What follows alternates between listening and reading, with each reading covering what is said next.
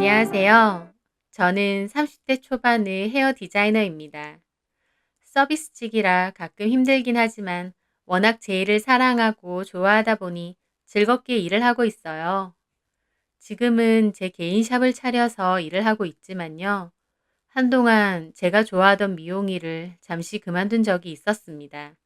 너무 정신적으로 충격받은 일이 있었거든요. 몇 년 전 그 원장님이 계시던 샵에 갔을 때 일어난 일입니다. 요즘 미용실은 직원이 아니라 개인 사업자 개념으로 디자이너들이 일을 하거든요. 미용실 자리만 빌려주고 각자 손님을 유치해서 돈을 버는 방식이죠. 대표에게는 자리값 같은 수수료를 내고요. 그런데 제가 일했던 그 미용실은 여전히 월급제로 일하는 곳이었습니다. 원장님이 이쪽 계통에선 나름 잔뼈가 굵으신 분이었어요. 경력도 길고 인맥도 좋고 미용 관련 학회 등에도 활발하게 활동하시는 분이었죠. 매장도 크고 고급스럽지만 손님도 꾸준히 많은 데다 무엇보다 원장님 마인드나 실력을 본받고 싶었습니다. 배울 게 많을 거라 생각했죠. 그러다 마침 디자이너 구인 자리가 떠서 면접을 보게 됐어요. 원장님은 제 생각보다 수더분하고 인상이 좋으셨습니다. 그리고 저를 굉장히 마음에 들어 하셨어요. 지아 씨, 원래 자란 곳은 여기가 아니네? 네, 충북 출신이에요. 그러면 이 일하러 여기 와서 혼자 지내는 거야? 네, 대학 때부터 혼자 지냈으니까요.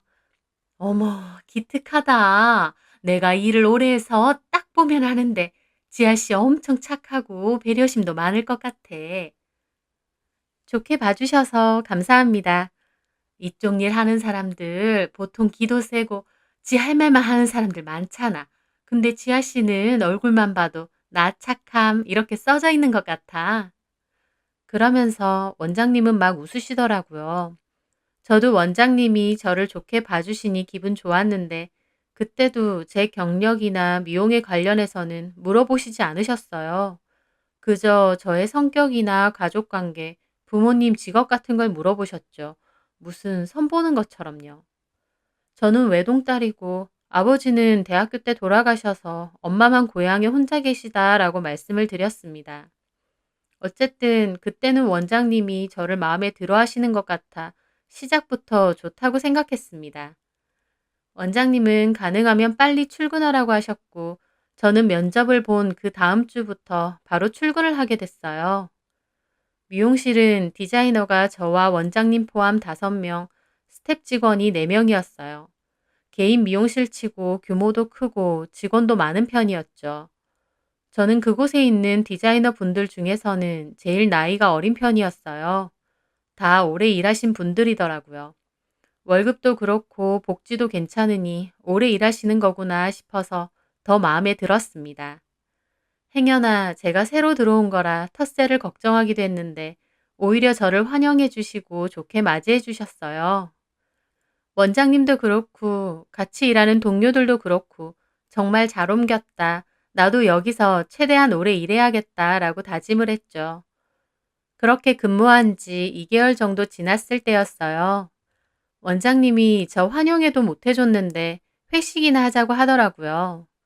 그러면서 근처 횟집을 가게 되었습니다. 술도 먹고 회도 먹고 즐거운 시간을 보냈는데 원장님이 살짝 술에 취해서 저에게 그러시더라고요. 있잖아, 지아 씨. 네, 원장님. 내가 지아 씨를 이렇게 지켜봤잖아? 두어 달 동안. 네, 나 지아 씨 꽤 마음에 드네. 일하는 직장의 대표님이 마음에 든다니 이것보다 더 큰 칭찬이 어디 있겠어요. 저도 기분이 좋아지더라고요. 실력을 인정받은 것 같기도 하고요. 정말요? 감사합니다. 아직 부족해요. 배울 것도 많고. 아니, 물론 지아 씨 실력도 좋은데 그것보다 지아 씨가 개인적으로 마음에 들어. 네? 제가 어리둥절하게 묻자 옆에 있던 순영쌤이 원장님 말에 맞장구를 치더라고요. 며느리감으로 마음에 든다 그 말씀이신 것 같은데? 순영쌤은 원장님 다음으로 나이가 많고 오래된 직원분이세요. 원장님과는 자매처럼 친하신 것 같더라고요. 저는 순영쌤의 말을 듣고 깜짝 놀랐습니다. 원장님에게 아들이 있다는 건 듣긴 했는데 갑자기 저를 며느리감으로 마음에 들어 하신다뇨. 저를요? 어, 나 웬만하면 이런 소리 안 하거든? 근데 우리 지아 씨 볼수록 우리 아들이랑 잘 어울릴 것 같아. 원장님 말에 다른 직원분들도 막 저보고 좋겠다며 부럽다며 그러는 거예요. 저는 좀 얼떨떨했는데 원장님이 있어 보라며 자기 아들 사진도 보여줬어요. 근데 정말 훈남이더라고요. 원장님 닮아서 인상도 좋고요. 직업도 좋아, 약사. 어머, 그래요? 지아 씨, 전에 남자친구 없다고 했지? 우리 아들이랑 잘 어울리겠는데? 저는 저를 며느리감으로까지 생각해 주신 원장님이 고맙기도 하면서도 한편으론 좀 얼떨떨했습니다. 아들이 외모도 훤칠하고 직업도 좋아서 굳이 엄마가 발벗고 나서서 며느리감을 찾지 않아도 얼마든지 좋은 신부감을 찾을 수 있을 것 같았거든요. 아들이 나이가 엄청 많은 것도 아니고 굳이 원장님이 나서서 이러시는 게 신기했습니다. 게다가 원장님과 저는 직원 사이인데 갑자기 아들이니 며느리니 소리까지 나오니 좀 부담스럽게 느껴진 것도 있고요. 하지만 그땐 그래도 좋게 생각했어요. 내가 그 정도로 마음에 드셨나 보다 정도로요. 원장님은 저보고 자기 아들을 소개받아 보라고 하시더라고요. 저는 막 내키진 않았지만 원장님도 순영쌤도 너무 적극적으로 말하셔서 차마 거절하기도 그래서 알겠다고 했습니다. 술김에 저러시는 건가? 라는 생각도 좀 있었어요. 그런데 아니었습니다. 다음날 원장님은 자기 아들에게 연락처 주겠다며 쇳불도 당김에 빼랬다고 빨리 만나보라고 하시더라고요. 저는 원장님이 왜 이렇게 서두를까 싶었는데 순영쌤 말로는 원장님이 이제 나이가 드시니까 아들 결혼하는 걸 빨리 보고 싶어서 저러시는 것 같다고 이해하라고 하시더라고요. 어쨌든 그렇게 등 떠밀려서 원장님의 아들인 성우 씨를 만나게 되었습니다. 하지만 등 떠밀려서 만난 것 치곤 성우 씨는 꽤 괜찮은 사람이었어요. 외모도 괜찮고 성격도 젠틀하더라고요. 좀 조심성이 많은 것 같긴 한데 막 들이대는 것보다는 오히려 호감이었습니다. 그렇게 저는 성우 씨와 만남을 가지게 됐어요. 배려심도 많고 섬세한 사람이라는 생각이 들더라고요. 직업도 좋고 인물도 좋은데다 어머니까지 빨리 결혼하라고 성화인데 왜 아직까지 결혼을 안 했나 싶기도 하고요. 그래서 제가 물어본 적도 있죠. 성우 씨, 성우 씨 정도면 좋다는 여자 꽤 많았을 텐데 왜 여태까지 결혼 안 했어? 원장님도 결혼 저렇게 서두르시는데? 제 말에 성우 씨는 그냥 웃더라고요. 글쎄, 운명처럼 이 여자다 싶은 여자는 잘 없더라고. 근데 지아 너를 보니까 아, 이 여자랑은 결혼해도 되겠구나 싶어. 운명의 여자처럼 저와 결혼해도 되겠다 싶다는데 그런 말을 싫어할 여자가 어디 있을까요? 저도 그때까진 성우 씨가 제 운명의 반쪽인 줄 알았습니다. 서로 좋아하는 데다 시어머니 될 자리인 원장님까지 결혼에 적극적이니 만난 지 6개월 정도가 지나면서 바로 결혼 얘기까지 나오게 되었어요. 하지만 저는 오히려 결혼 얘기가 구체적으로 나오니 걱정이 앞섰습니다. 상대적으로 제 사정이 너무 처졌으니까요. 원장님은 큰 미용실을 운영하시는 데다 따로 건물까지 갖고 계시고 성우 씨도 약사를 하면서 돈을 잘 벌었으니 금전적으로 부족함이 없었어요. 반면 저는 고향에 계신 엄마에게 제 생활비 빼곤 월급도 거의 보내드리다시피 합니다. 저희 엄마도 일을 하시긴 하지만 몸이 여의치가 않아서 병원비니 뭐니 들어갈 돈이 많거든요. 그렇다 보니 제가 따로 모은 돈은 거의 없고요. 딱 봐도 제 쪽에서 너무 처지는 상황인 거죠. 하지만 원장님은 개의치 않아 하셨어요. 그런 게 뭐가 중요해. 돈 들어가는 건 우리 집에서 하면 되니까 걱정하지 마. 원장님이 그렇게 말해주시니 너무 감사했습니다. 게다가 제가 자기 며느리 될 사람이라며 비싼 옷이나 화장품도 잘 선물해 주셨어요. 그리고 저에게 따로 지아야, 나는 나랑 같이 일하는 네가 며느리가 될 생각을 하니 참 좋다. 내가 평생 읽어서 자리 잡은 이 미용실, 네가 결혼해서 내 며느리가 되면 이게 다 누구 거겠니? 원장님은 커리어적으로도 저를 확실히 밀어주신다 하더라고요. 저는 모든 것이 다 순조롭고 좋다는 생각이 들었어요. 그런데 한편으론 묘한 위화감 같은 것도 느껴졌습니다. 상황이 다 좋은 쪽으로 흘러가는 것 같은데 비현실적인 기분이 든다고 할까요? 지금 생각해보면 어떤 본능이었던 것 같아요. 하지만 그때 저는 성우 씨를 놓치면 이런 남자는 다시는 못 만날 것 같다는 생각에 그런 직감은 다 무시했습니다. 지금 생각해보면 좀 쎄한 부분이 있긴 했었죠. 한 번은 상견례 때문에 저희 엄마가 제가 사는 곳까지 오셨거든요. 영우 씨가 한정식 집을 예약했어요. 영우 씨네도 아버지가 안 계시다 보니 어머니들과 저희끼리만 갖는 조촐한 상견례 자리였습니다. 그런데 식사 초반에 영우 씨가 이상하다는 거예요. 자기가 예약할 때 주문했던 코스 요리가 아닌 것 같다면서요. 영우 씨는 직원을 호출해서 예약했던 코스 요리가 아닌 것 같다고 확인을 해달라고 했어요. 그런데 나중에 점장님이 오셔서 웃으시며 말하시더라고요. 고객님, 저희가 확인을 해봤는데 지금 나오고 있는 진 코스로 예약 주문해 주신 게 맞네요. 그런데 점장님 말에 영우 씨는 미간을 확 찌푸리는 거예요. 뭔 소리 하는 거예요? 저는 수코스로 예약을 했는데? 저희 직원이 직접 전화를 받았는데 분명 진 코스로 예약을 하셨다고 하더라고요. 확인도 했다고.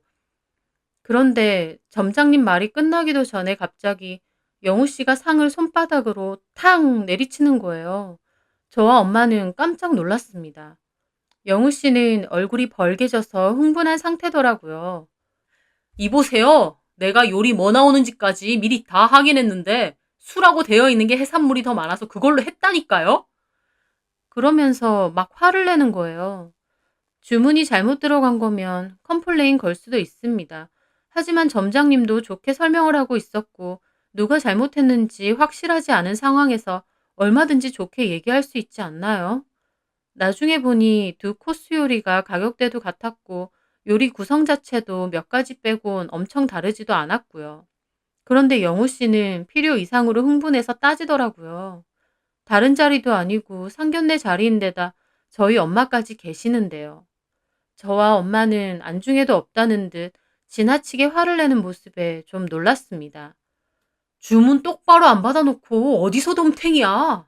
주문 받은 사람 오라 그래. 당장 오라 그래. 저는 영우 씨와 만나면서 저렇게 흥분해서 따지는 모습은 처음 봤습니다. 아무리 그래도 점장님이 나이 지긋하신 아버지뻘 되는 분인데 저렇게 반말해가며 난리를 치다니요. 저는 영우 씨의 낯선 모습에 얼이 빠져 있었죠. 원장님은 급하게 웃으며 영우 씨를 말렸고 점장님은 착오가 있었던 것 같다고 죄송하다며 이제부터 나오는 메뉴들은 바꿔서 진행해 드리겠다고 했습니다. 그런데도 영우 씨는 끝까지 이딴 데가 다 있냐며 왜 좋은 날 열받게 하냐며 왜 인정을 안 하냐고 소리 지르며 씩씩거리더라고요. 그 때문에 점장님이 몇 번이나 죄송하다 하고 겨우 마무리가 됐습니다. 엄마와 저는 너무 얼떨떨한 기분으로 있었는데 원장님도 미안하다고 얘가 조금 욱하는 게 있다고 웃으면서 얘기하셨고 영우 씨도 그제서야 저희 엄마한테 죄송하다고 하더라고요. 죄송해요, 어머님. 제가 어머님이 해산물 좋아하신다 해서 일부러 신경 써서 주문한 건데 저렇게 말하니 순간 화가 났어요. 아니에요. 나 신경 써준다 그런 건데 괜찮아요. 그날 상견례가 끝나고 엄마는 고민 가득한 얼굴로 저에게 말하시더라고요. 혹시 강서방 너한테도 그러니? 뭘? 아까 막 화내고 소리 지르고. 아니야. 나는 그런 모습 한 번도 못 봤어. 어휴, 근데 너무 과하게 화를 내던데 이 결혼해도 괜찮겠니? 너무 서두르는 것 같기도 하고. 엄마는 걱정이 많아 보이시더라고요. 저는 엄마를 달랬습니다. 엄마 신경 쓰지 마. 저희도 순간 욱해서 그런 것 같아. 남자들 그런 거 좀 있잖아. 그래. 너네 아빠도 욱하고 그런 건 좀 있긴 했지만 나한텐 안 저래. 오히려 어리버리한 것보다 따질 땐 따지는 게 난 좋더라. 저는 최대한 엄마에게 좋게 말씀드렸고 엄마는 저에게 알아서 잘 생각하라고 하셨어요. 저도 엄마만큼이나 놀랐지만 이미 결혼 얘기가 오가고 있었고 저도 성우 씨가 좋았기 때문에 흐린 눈으로 모른 척 그냥 지나가게 된 거죠. 그런데 더 경악할 일은 그 후에 있었습니다. 상견례가 끝나고 며칠 후 성우 씨가 한다는 소리가 그 한정식 집 있잖아. 생각할수록 너무 재수없는 거야. 자기들이 주문 잘못 받아놓고 어디서 나한테 덤탱이야. 그래서 전화해서 그 주문 받은 사람 바꾸라고 했지. 어? 저는 놀랐어요. 이미 지난 일이고 그때 점장님이 사과까지 했는데 다시 전화를 했다는 거예요. 그래서 그 전화 받았다는 직원한테 제대로 뭐라고 했어. 머리가 멍청하면 메모라도 똑바로 하라고. 그리고 어디서 잘못한 걸 손님한테 뒤집어 씌우냐고. 그렇게까지 했다고? 너 잘려보고 싶냐고 했지. 그리고 나 친구들 중에 기자도 있는데 어디 한번 이 가게 말아먹게 해줄까 그랬거든? 그러니까 죄송하다고 막 울먹거리는 거야. 인생이 불쌍해서 한번 봐주기로 했어. 진작에 인정할 것이지 어디서 건방지게. 성우 씨는 그렇게 말하며 자기가 승리라도 한 양 기분이 좋아 보이더라고요. 그 모습에 저는 너무 놀랐습니다. 저도 서비스직을 하며 온갖 다양한 손님들 다 만나봤지만 이렇게 집요한 사람은 잘 없거든요. 이 사람이 이런 면이 있구나 몹시 찝찝한 기분이었습니다. 그 일 이후로 저는 결혼을 좀 생각해 봤어요. 내가 뭐에 시익이라도 한 양 갑자기 결혼을 엄청 서두르며 준비하고 있더라고요. 불과 이 미용실에 오기 6개월 전만 해도 결혼 생각은 아예 없던 제가요.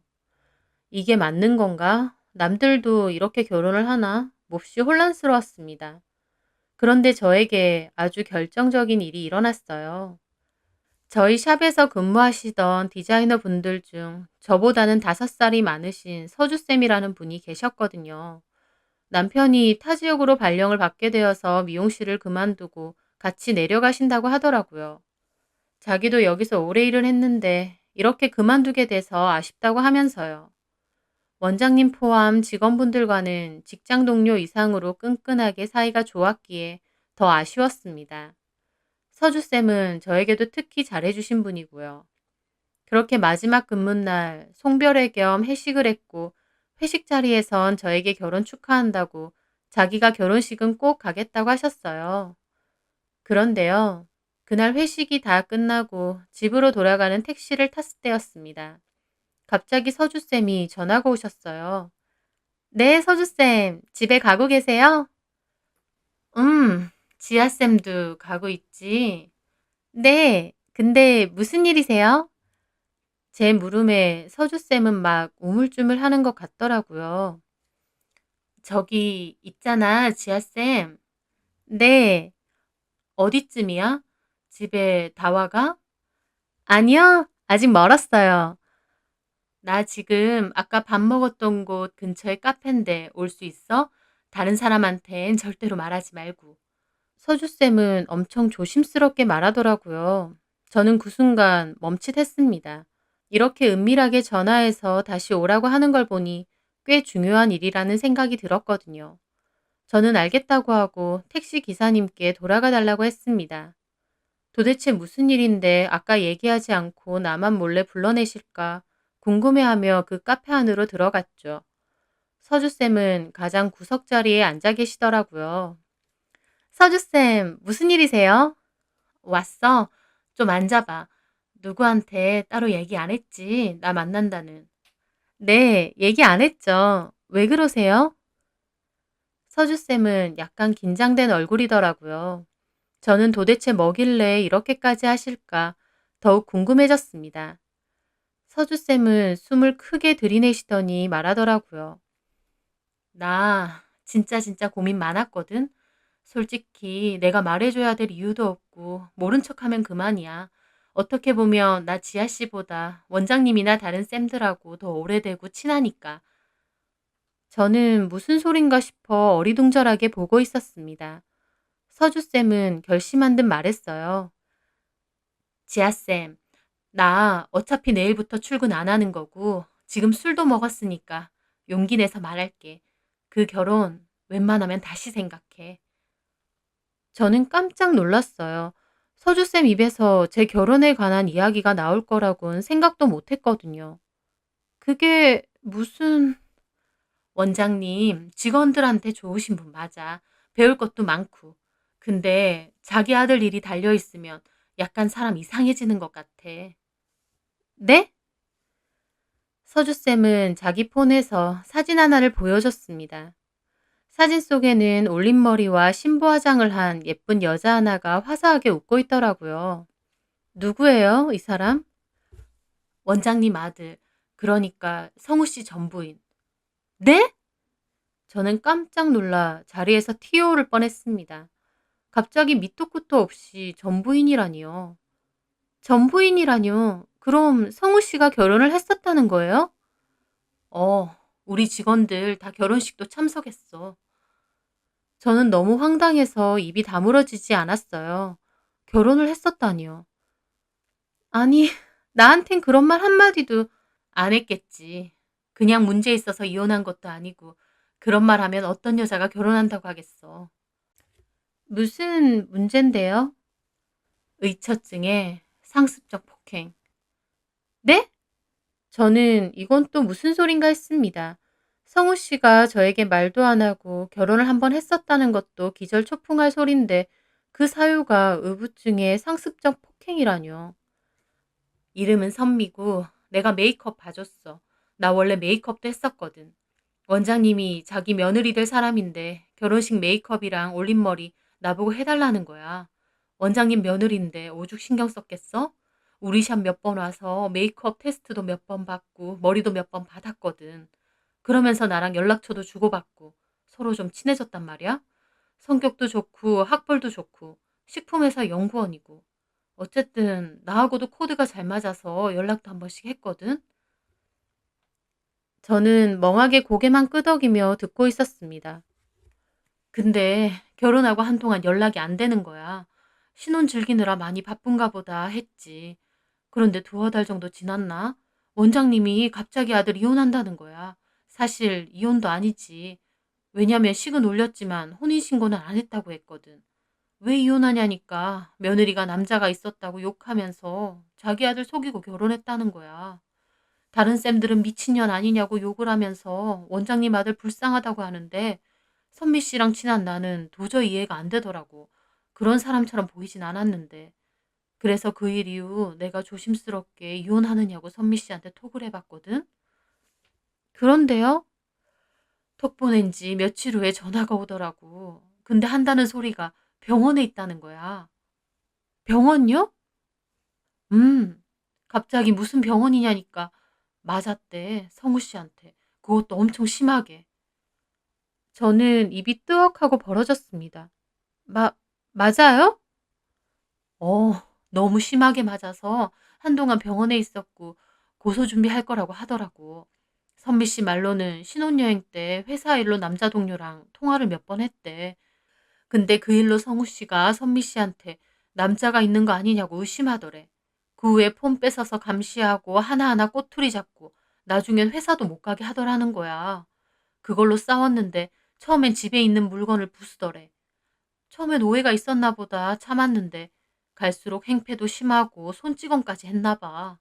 결국 이혼해야겠다 싶어서 이혼 서류를 준비했는데 그걸 보고 방에 가둬놓고 엄청 때리더래. 바람핀 주제에 걸리니까 이혼해 달라는 거냐고. 선미 씨 입장에선 바람핀 적도 없는데 혼자 소설 써가면서 때렸고 자기가 이렇게 있다간 딱 죽을 것 같더라는 거야. 근데 더 대박인 건 겨우 도망가서 병원에서 사진 찍고 그걸 원장님에게 보내면서 고소할 거라고 그랬대. 원장님이 자기 아들이 그런 짓을 저질렀으니 미안하다고 할 줄 알았대. 근데 원장님 하는 소리가 바람핀 주제에 어디서 큰 소리냐면서 아는 사람 중에 변호사들도 많으니 어디 해보라고 자기도 가만히 있지는 않을 거라고 도리어 협박하더라는 거야. 원장님이요? 어, 원장님 워낙 인맥 좋고 이런저런 사회 활동도 많이 하셔서 정말 주변에 의사고 변호사고 많거든. 네가 한번 해봐라 이거지. 선미 씨가 사실 부모님이 일찍 돌아가셨대. 그래서 고모 손에 컸고 의지할 가족이 별로 없다는 거야. 결혼 전엔 그런 거 다 보듬어 준대 놓고 막상 자기 아들이 일 벌여놓으니까 네가 어디 할 수 있으면 해보라고 나오는 거지. 선미 씨는 나도 원장님 사람이니까 연락하기 싫었는데 너무 억울해서 나한테는 말한다고 하더라고. 그 후에는 어떻게 됐는지 몰라. 더 이상 연락도 없었고 원장님도 우리한테 아들 결혼 없었던 일로 할 거니까 그런 줄 알라고 엄포를 하셨어. 솔직히 아무리 원장님이라도 결국 남 일이잖아. 우리도 마치 아들이 결혼한 적 없는 것처럼 그냥 모른 척했고. 근데 갑자기 지아 씨를 꼬시잖아. 며느리감이 어쩌고 하면서. 그게 너무 소름이긴 한데 어쩌겠어. 다른 쌤들도 다 모른 척하고 나도 여기서 근무하고 있는데 원장님한테 밉보여서 좋을 거 없고. 그래서 그냥 가만히 있었는데 아무리 생각해도 이건 아니다 싶어. 내가 모르면 몰랐지. 아는데 어떻게 모른 척하나 싶어서. 그래서 가기 전이라도 이렇게 말해주는 거야. 일찍 말 못해줘서 미안해. 서주쌤 말을 듣는 저는 너무 기가 막혔어요. 서주쌤 말이 사실이라면 성우 씨는 의처증에 전부인을 병원 치료까지 받을 정도로 때리고 이혼한 거잖아요. 게다가 그런 사실은 다 숨긴 채 저와 결혼을 하려고 한 거고요. 서주쌤은 저에게 잘 생각해 보라고 하고 자리를 떠났고 저는 한참이나 멍하게 생각에 잠겼습니다. 뭔가 한 구석에 찜찜하게 잠겨있던 것들이 수면 위로 올라오는 기분이더라고요. 저는 서주쌤에게 죄송하지만 그 여자 사진 좀 보내달라고 했습니다. 서주쌤은 톡으로 사진을 보내주시더라고요. 저는 이 일을 성우 씨에게 직접 물어봐야 했죠. 그렇게 다음날 성우 씨에게 연락을 해서 만났습니다. 저는 성우 씨에게 물었죠. 솔직하게 말해줘. 혹시 전에 결혼했었어? 제 말에 성우 씨는 조금 놀란 얼굴이었습니다. 어? 무슨 소리야? 결혼이라니. 나 그런 적 없어. 소리 떼볼래? 뻔뻔하게 거짓말을 하더라고요. 저는 사진을 내밀었습니다. 그럼 이 여잔 누구야? 그 여자 사진을 보더니 성우 씨 얼굴이 확 굳어지더라고요. 이거 어디서 났어? 결혼했었지. 혼인신고는 안 했고. 근데 어떻게 나한테는 다 속일 수가 있어? 이런 중요한 사실은 나한테 말해줘야 되는 거 아니야? 제 말에 성우 씨는 짜증난다는 얼굴로 한숨을 푹 내쉬더라고요. 나랑 결혼하자는 이유가 뭐야? 사랑하니까. 사랑한다면서 이런 거짓말을 해? 조금 전까지도 나한텐 결혼 안 했다며. 어떻게 이렇게 뻔뻔하게 거짓말을 해? 성우 씨는 한숨을 내쉬며 말하더라고요. 그래, 나 이 여자랑 결혼한 거 맞아. 2달도 안 돼서 헤어졌고 서류상으론 깨끗한데 굳이 말할 필요 없다고 생각했어. 이 여자 남자도 있었고 완전 미친년이었어. 우리 집 돈 보고 접근한 거고. 그래서 때렸어? 제 말에 성우 씨는 눈에 띄게 얼굴을 확 굳히더라고요. 그런 매서운 얼굴은 저도 처음 봐서 좀 놀랐습니다. 그런 소리까지 들었어? 누구야? 누가 그딴 소리 했는데? 그건 중요한 게 아니고 왜 나를 속인 건지 누가 그랬냐고! 성우 씨는 제 말을 끊으며 화를 내더라고요. 눈알이 튀어나올 것처럼 커지면서 몸을 확 제 쪽으로 다가오는데 정말 무서웠습니다. 왜 화를 내? 지금 화내야 될 사람은 나야. 아 진짜 열받게 하네. 그래서 네가 하고 싶은 말은 뭔데? 뭐? 그만하자고? 아 그만해 그럼. 근데 너 그만할 거면 네가 받은 거 도로 다 내놔. 결혼한답시고 우리 엄마가 너한테 가방이니 옷이니 엄청 해줬지? 그거 다 토해내. 성우 씨는 저랑도 끝났다 싶은지 바로 본색을 드러내더라고요. 너무 기가 막히면서도 차라리 잡아떼지 않고 이렇게 바로 본색을 드러내니 다행이다 싶을 정도였습니다. 알겠어. 싹 정리해서 줄게. 근데 나한테 최소한 사과는 해야 되는 거 아니야? 뭔 사과? 나 속였잖아. 결혼한 것부터 이혼 사유까지. 제 말에 성우 씨는 오히려 비웃더라고요. 아, 진짜. 만만해서 그냥 데리고 살기 괜찮겠다 싶어서 결혼하려고 했더니. 뭐라고? 들었으면서 뭘 뭐라고야. 야, 그럼 네가 뭐 있다고 너 같은 애랑 내가 결혼하려고 하겠냐? 홀엄마에 쥐뿔 가진 것도 없는 주제에. 우리 엄마가 너 같은 거랑 살면 내가 뭔 짓을 해도 찍소리 안 하고 살 거라고. 돈이나 몇 푼씩 쥐어주면서 적당히 데리고 살라고 해서 결혼하려고 한 거야. 별 같지도 않은 거 비위 맞춰줬더니 야 됐어. 나도 너 별로야. 엄마가 하도 결혼은 해야 된다고 난리를 쳐서 눈 딱 감고 결혼하려고 했는데 됐다. 그만하자. 너 받은 거나 똑바로 내놔. 알았어? 성우 씨는 그렇게 말하더니 욕을 하면서 자기가 먼저 자리를 떠났습니다. 정말 그때의 충격이란 사랑해서 결혼까지 하려고 했던 남자에게 면전에다가 심한 모욕을 들은 저는 머리가 새하얗게 질리더라고요. 저는 너무 기가 막혀 한참을 멍하게 있다가 그 길로 원장님께 전화를 했습니다. 지아야. 원장님, 어떻게 이러실 수 있어요? 어? 갑자기 뭐가? 성우 씨한테 저 소개시켜주고 결혼시키려고 한 이유가 뭐예요? 정상 아닌 원장님 아들 결혼을 시키고 싶은데 결혼해줄 여자는 없을 것 같아서 그런 거예요? 그래서 저는 돈도 없고 백도 없어서 부당한 일 당해도 그냥 적당히 참고 넘어가 줄 것 같아서 저 꼬신 거냐고요. 제 말에 원장님은 아무 말도 안 하시더라고요. 그러더니 너 어디서 무슨 말을 들었니? 원장님 아들이 직접 말하던데요. 원장님이 하도 결혼을 해야 된다고 성화여서 그냥 적당히 만만한 저랑 결혼하려고 했다고요. 돈 몇 푼 지어주면 무슨 짓에도 참고 살 것 같다고요. 그런 얘기를 했어? 네. 어떻게 이러실 수 있어요? 저는 원장님이 일말의 양심이 있다면 저에게 미안하다고 사과하실 줄 알았어요. 그런데 원장님 하는 소리가 더 대박이었습니다. 근데 솔직히 너한테도 믿지는 일 아니었잖아? 네? 네가 뭐가 있어? 나이 들어서 딸한테 돈이나 받고 사는 너네 엄마도 그렇고 너 쥐뿔도 가진 거 없잖아. 그런 너한테 직업 좋고 인물 좋은 우리 아들 소개해주면서 나중에 네 미용실까지 너 물려준다는데 그 정도면 너한텐 충분히 차고 넘치는 일 아니니? 지금 말 다 하셨어요? 지아 너 좀 뻔뻔한 구석이 있다. 자기 객관화도 안 되고 계산도 안 되나 봐. 적당히 좀 참아주고 결혼 생활 유지하면 네가 얻는 게 더 많을 텐데 왜 이렇게 멍청하게 굴어? 착한 줄 알았더니 그것도 아닌가 보네. 저는 그 말에 소리를 질렀습니다. 야, 이 미친 아줌마야. 말 다 했냐? 정신병자 같은 니네 아들한테 맞아서 죽을 수도 있는데 적당히 참고 살면 미치는 장사가 아니라고? 너나 그렇게 사세요. 아들이 제정신이 아니면 치료를 받게 하던가 아니면 본인이 끝까지 껴안고 살던가. 왜 엄한 여자들한테 뒤밀어서 인생 망치려고 하는데? 너나 니네 아들이나 뭐가 그렇게 잘났다고. 와, 진짜 쌍으로 미친 것들이네. 너는 네 자식만 중요하고 남의 자식은 안중에도 없니? 인생 그딴 식으로 살지 마. 저는 그렇게 퍼붓고 전화를 끊었습니다. 손발이 얼마나 떨려오는지 서 있기도 힘들어서 주저앉아 버렸어요. 가진 거 없으니 자기 아들이 뭔 짓을 해도 참고 넘어갈 것 같아서 결혼시키려 했나 본데 생각할수록 소름 끼치는 모자더라고요. 저는 그 길로 더 이상 미용실을 나가지 않았고 받은 짐은 몽땅 싸서 택배로 보내버렸습니다.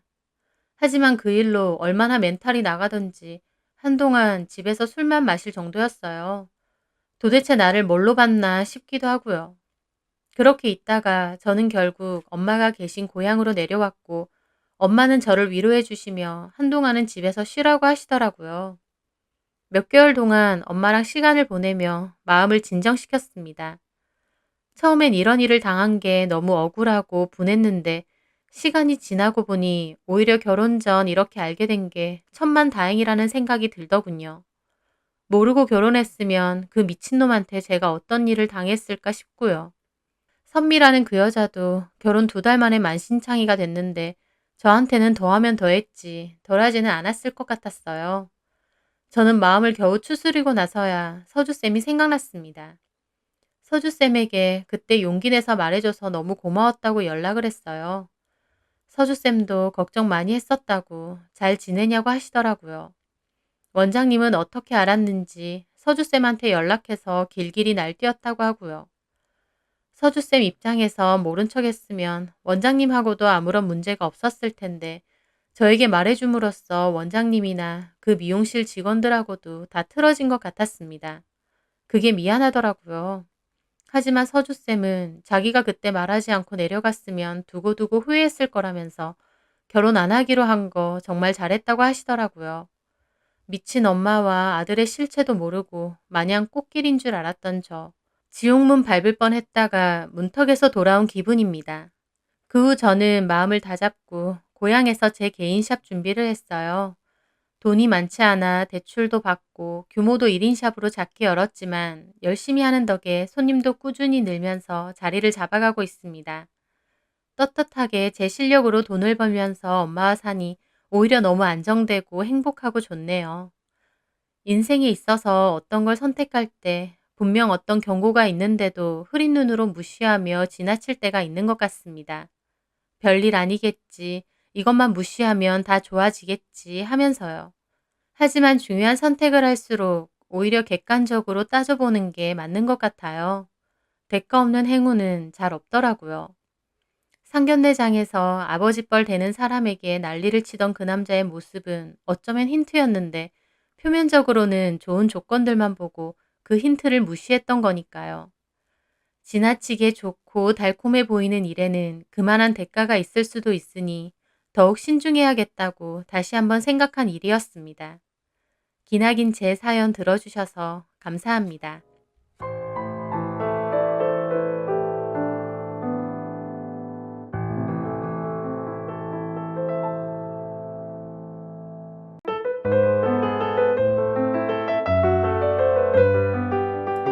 안녕하세요. 저는 대학 졸업반이 된 20대 여자입니다. 저에게는 몇 년 전 기막히고 소름 끼치는 일이 있었어요.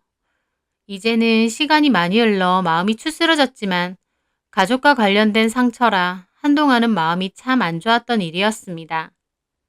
그 일은 제가 고3 때였어요. 저는 원하던 대학이 있었는데 수시보다는 수능 쪽으로 준비하고 있었습니다. 그런데 그맘때 저한테 자꾸 안 좋은 일이 생기는 거예요.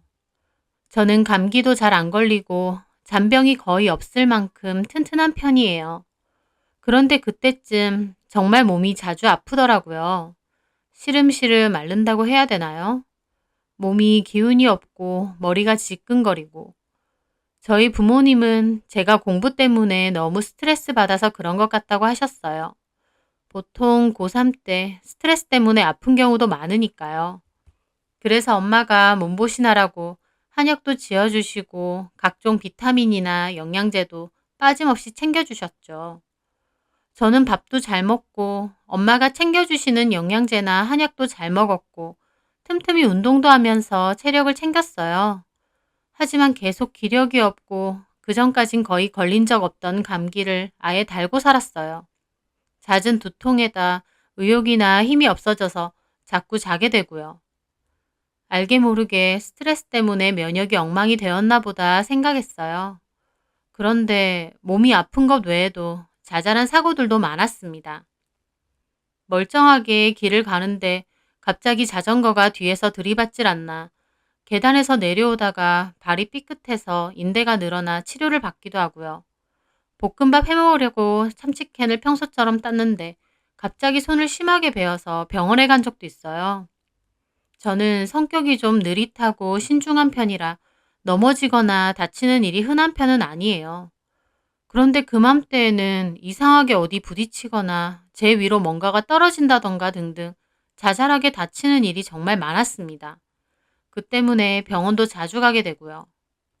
밖으로 나가기만 하면 생각지도 못하게 다치고 오니 팔과 다리에 멍도 잘 들고 저도 좀 겁나더라고요. 저희 엄마는 제가 이런 얘기를 하니 처음에는 조심 좀 하지 그랬냐고 하셨는데 계속 제가 어딜 다쳐서 오니까 점점 걱정하시더라고요. 그래서 주변 분들한테도 물어보셨어요. 예원이가 몸도 계속 아파서 골골거리고 어디 자꾸 자잘하게 다쳐온다면서요. 제가 원래 조심성이 없고 활발한 스타일이면 부모님도 의뢰 그러려니 하시겠지만 돌다리도 두드려보고 건널 정도로 조심성이 많고 겁이 많은 편인 제가 자꾸만 다치게 되니까 엄마도 걱정이 많으셨습니다. 그래서 한동안은 등하교도 엄마가 직접 차로 태워다 주실 정도였어요. 왠지 차 사고 날 것 같다고요. 그래서 한동안은 엄마 차를 타고 다녔어요. 그러다가 그 사고가 일어난 겁니다. 엄마 차를 타고 학원을 가려는 길인데 목도 마르고 달달한 게 먹고 싶어서 엄마와 카페를 잠깐 들렸거든요. 엄마는 주문을 하고 저는 좀 뒤에서 카페를 구경하고 있는데 갑자기 엄마가 예원아 하고 소리를 지르시는 거예요. 깜짝 놀라 돌아보던 찰나에 제 어깨 위로 뭔가가 떨어졌습니다. 퍽 하는 소리와 함께 강한 충격이 느껴졌어요. 저는 그 바람에 바닥으로 주저앉았고요. 그리고 와장창 소리와 함께 뭔가가 박살이 났는데 보니까 카페 천장에 달려있던 조명 하나가 제 어깨 위로 떨어진 거였습니다. 그나마 다행인 건 엄마가 부르는 소리에 몸을 좀 돌려서 다행히 머리가 아니라 어깨로 떨어진 거였죠. 카페 사장님이 급하게 119 신고를 하셨고 저는 구급차를 타고 병원으로 가게 됐어요. 어깨와 목에 자상과 타박상이 생겼지만 다행히 엄청 큰 상처는 아니라고 했습니다. 카페 사장님도 병원까지 따라와서 정말 미안하다고 보상해 주신다 하시면서 그러더라고요. 진짜 미안해요. 아니 그런데 그게 도대체 왜 떨어졌는지 모르겠어요. 떨어질 만한 일이 아예 없는데. 공사할 때도 조명 같은 건 특히나 신경 써서 붙인 건데. 갑자기 천장에 잘 달려있던 조명이 추락한 거니 사장님도 어쩔 방도가 없으셨겠죠. 하지만 저나 엄마는 좀 오싹했습니다. 멀쩡히 잘 붙어있던 조명이 왜 하필 제 위로 떨어지나요? 그것도 엄마가 저를 부르지 않았으면 꼼짝없이 머리로 떨어질 뻔한 거였습니다. 엄마는 그 일로 아빠에게 뭔가 이상하다고 난리가 나셨어요. 예원이 주변에 자꾸 이상한 일이 생기는데 무당집이라도 가봐야 되는 거 아니냐고요. 저희 아빠는 펄쩍 뛰셨죠. 왜냐면 저희 아빠는 교회를 다니시는데 엄청 독실한 편이셔서 점이나 무당 등 무속신앙을 질색팔색 하시거든요. 엄마도 교회에 같이 다니시긴 해서 원래는 무속신앙 같은 거 싫어하시는데 그래도 저한테 자꾸 이런 일이 생기니 엄마 주변에서 잘하는 무당한테 가보라고 권유를 했다더라고요. 엄마는 내 새끼가 일나게 생겼으니 뭐라도 해보고 싶다고 하셨고 아빠는 안 된다고 펄쩍 뛰셨어요. 그래서 결국 엄마는 몰래 저를 데리고 주변에서 소개를 받은 용한 무당집으로 가셨습니다. 엄마가 소개받은 곳은 작은 산에 있는 곳이었는데 저는 태어나서 무당집이라는 곳을 처음 가봤어요. 어린 마음에도 뭔가가 오싹하고 묘한 기분은 느껴지더라고요. 안으로 들어가 보니 머리를 쪽지고 화장이 엄청 짙으신 딱 봐도 포스가 장난 아닌 무당 아줌마가 한복을 입고 앉아 계셨어요. 저랑 엄마는 둘 다 얼떨떨하게 있으니 무당 아줌마가 저희 엄마를 쳐다보며 말하더라고요. 예수쟁이가 여기까지 온 거 보니 급하긴 했던 모양이야. 그러시더라고요. 깜짝 놀랐어요. 엄마가 교회 다니시는 걸 아는 것 같더라고요. 교회 다니는 거 어떻게 아세요? 교인들 들어오면 딱 알지. 그러면서 저를 가만 보시더라고요. 딸 때문에 왔어? 엄마랑 저는 서로 마주보며 놀란 얼굴로 고개를 끄덕였습니다. 무당이 저를 가만 보는데 그 눈빛이 너무 매서워서 피하고 싶더라고요. 그 무당 아줌마는 저를 한참이나 보더니 말하시더라고요. 요새 부쩍 안 좋은 일이 많이 생기지? 저는 깜짝 놀랐습니다. 와, 용하다고 하는 게 이런 거구나 했어요. 제가 고개를 끄덕였죠. 무당 역시 고개를 가만 끄덕이더니 그러더군요. 조만간에 얘 안부를 묻는 사람이 있을 거야. 그게 친가 사람이면 선산에 가보고 외가 사람이면 장롱을 뒤져봐. 알았지? 무당의 말에 엄마가 조심스럽게 물었습니다. 근데 왜 자꾸 이런 일이 생기는 건가요? 내가 방금 말했잖아. 그렇게 하면 이유를 알 수 있을 거야. 저기 근데 저희 친가에는 선산이 없어요. 그 말에 무당이 웃더라고요. 글쎄, 내 눈에는 보이는데 어쨌든 내 말대로 해봐. 그렇게 무당에게 간단한 방도를 듣고 내려오는데 엄마는 차에서 막 화를 내시더라고요. 선산도 없는데 무슨 선산 얘기하고 있냐고. 용하다더니 완전 엉터리인 것 같다고요. 그래도 엄마, 그 무당 아줌마가 나 때문에 온 거랑 나한테 일 생긴 건 맞췄잖아. 그 말에 엄마는 코웃음을 치시더라고요. 너처럼 어린 딸내미를 데리고 저런 데를 갔으니 당연히 너 때문인 줄 아는 거지.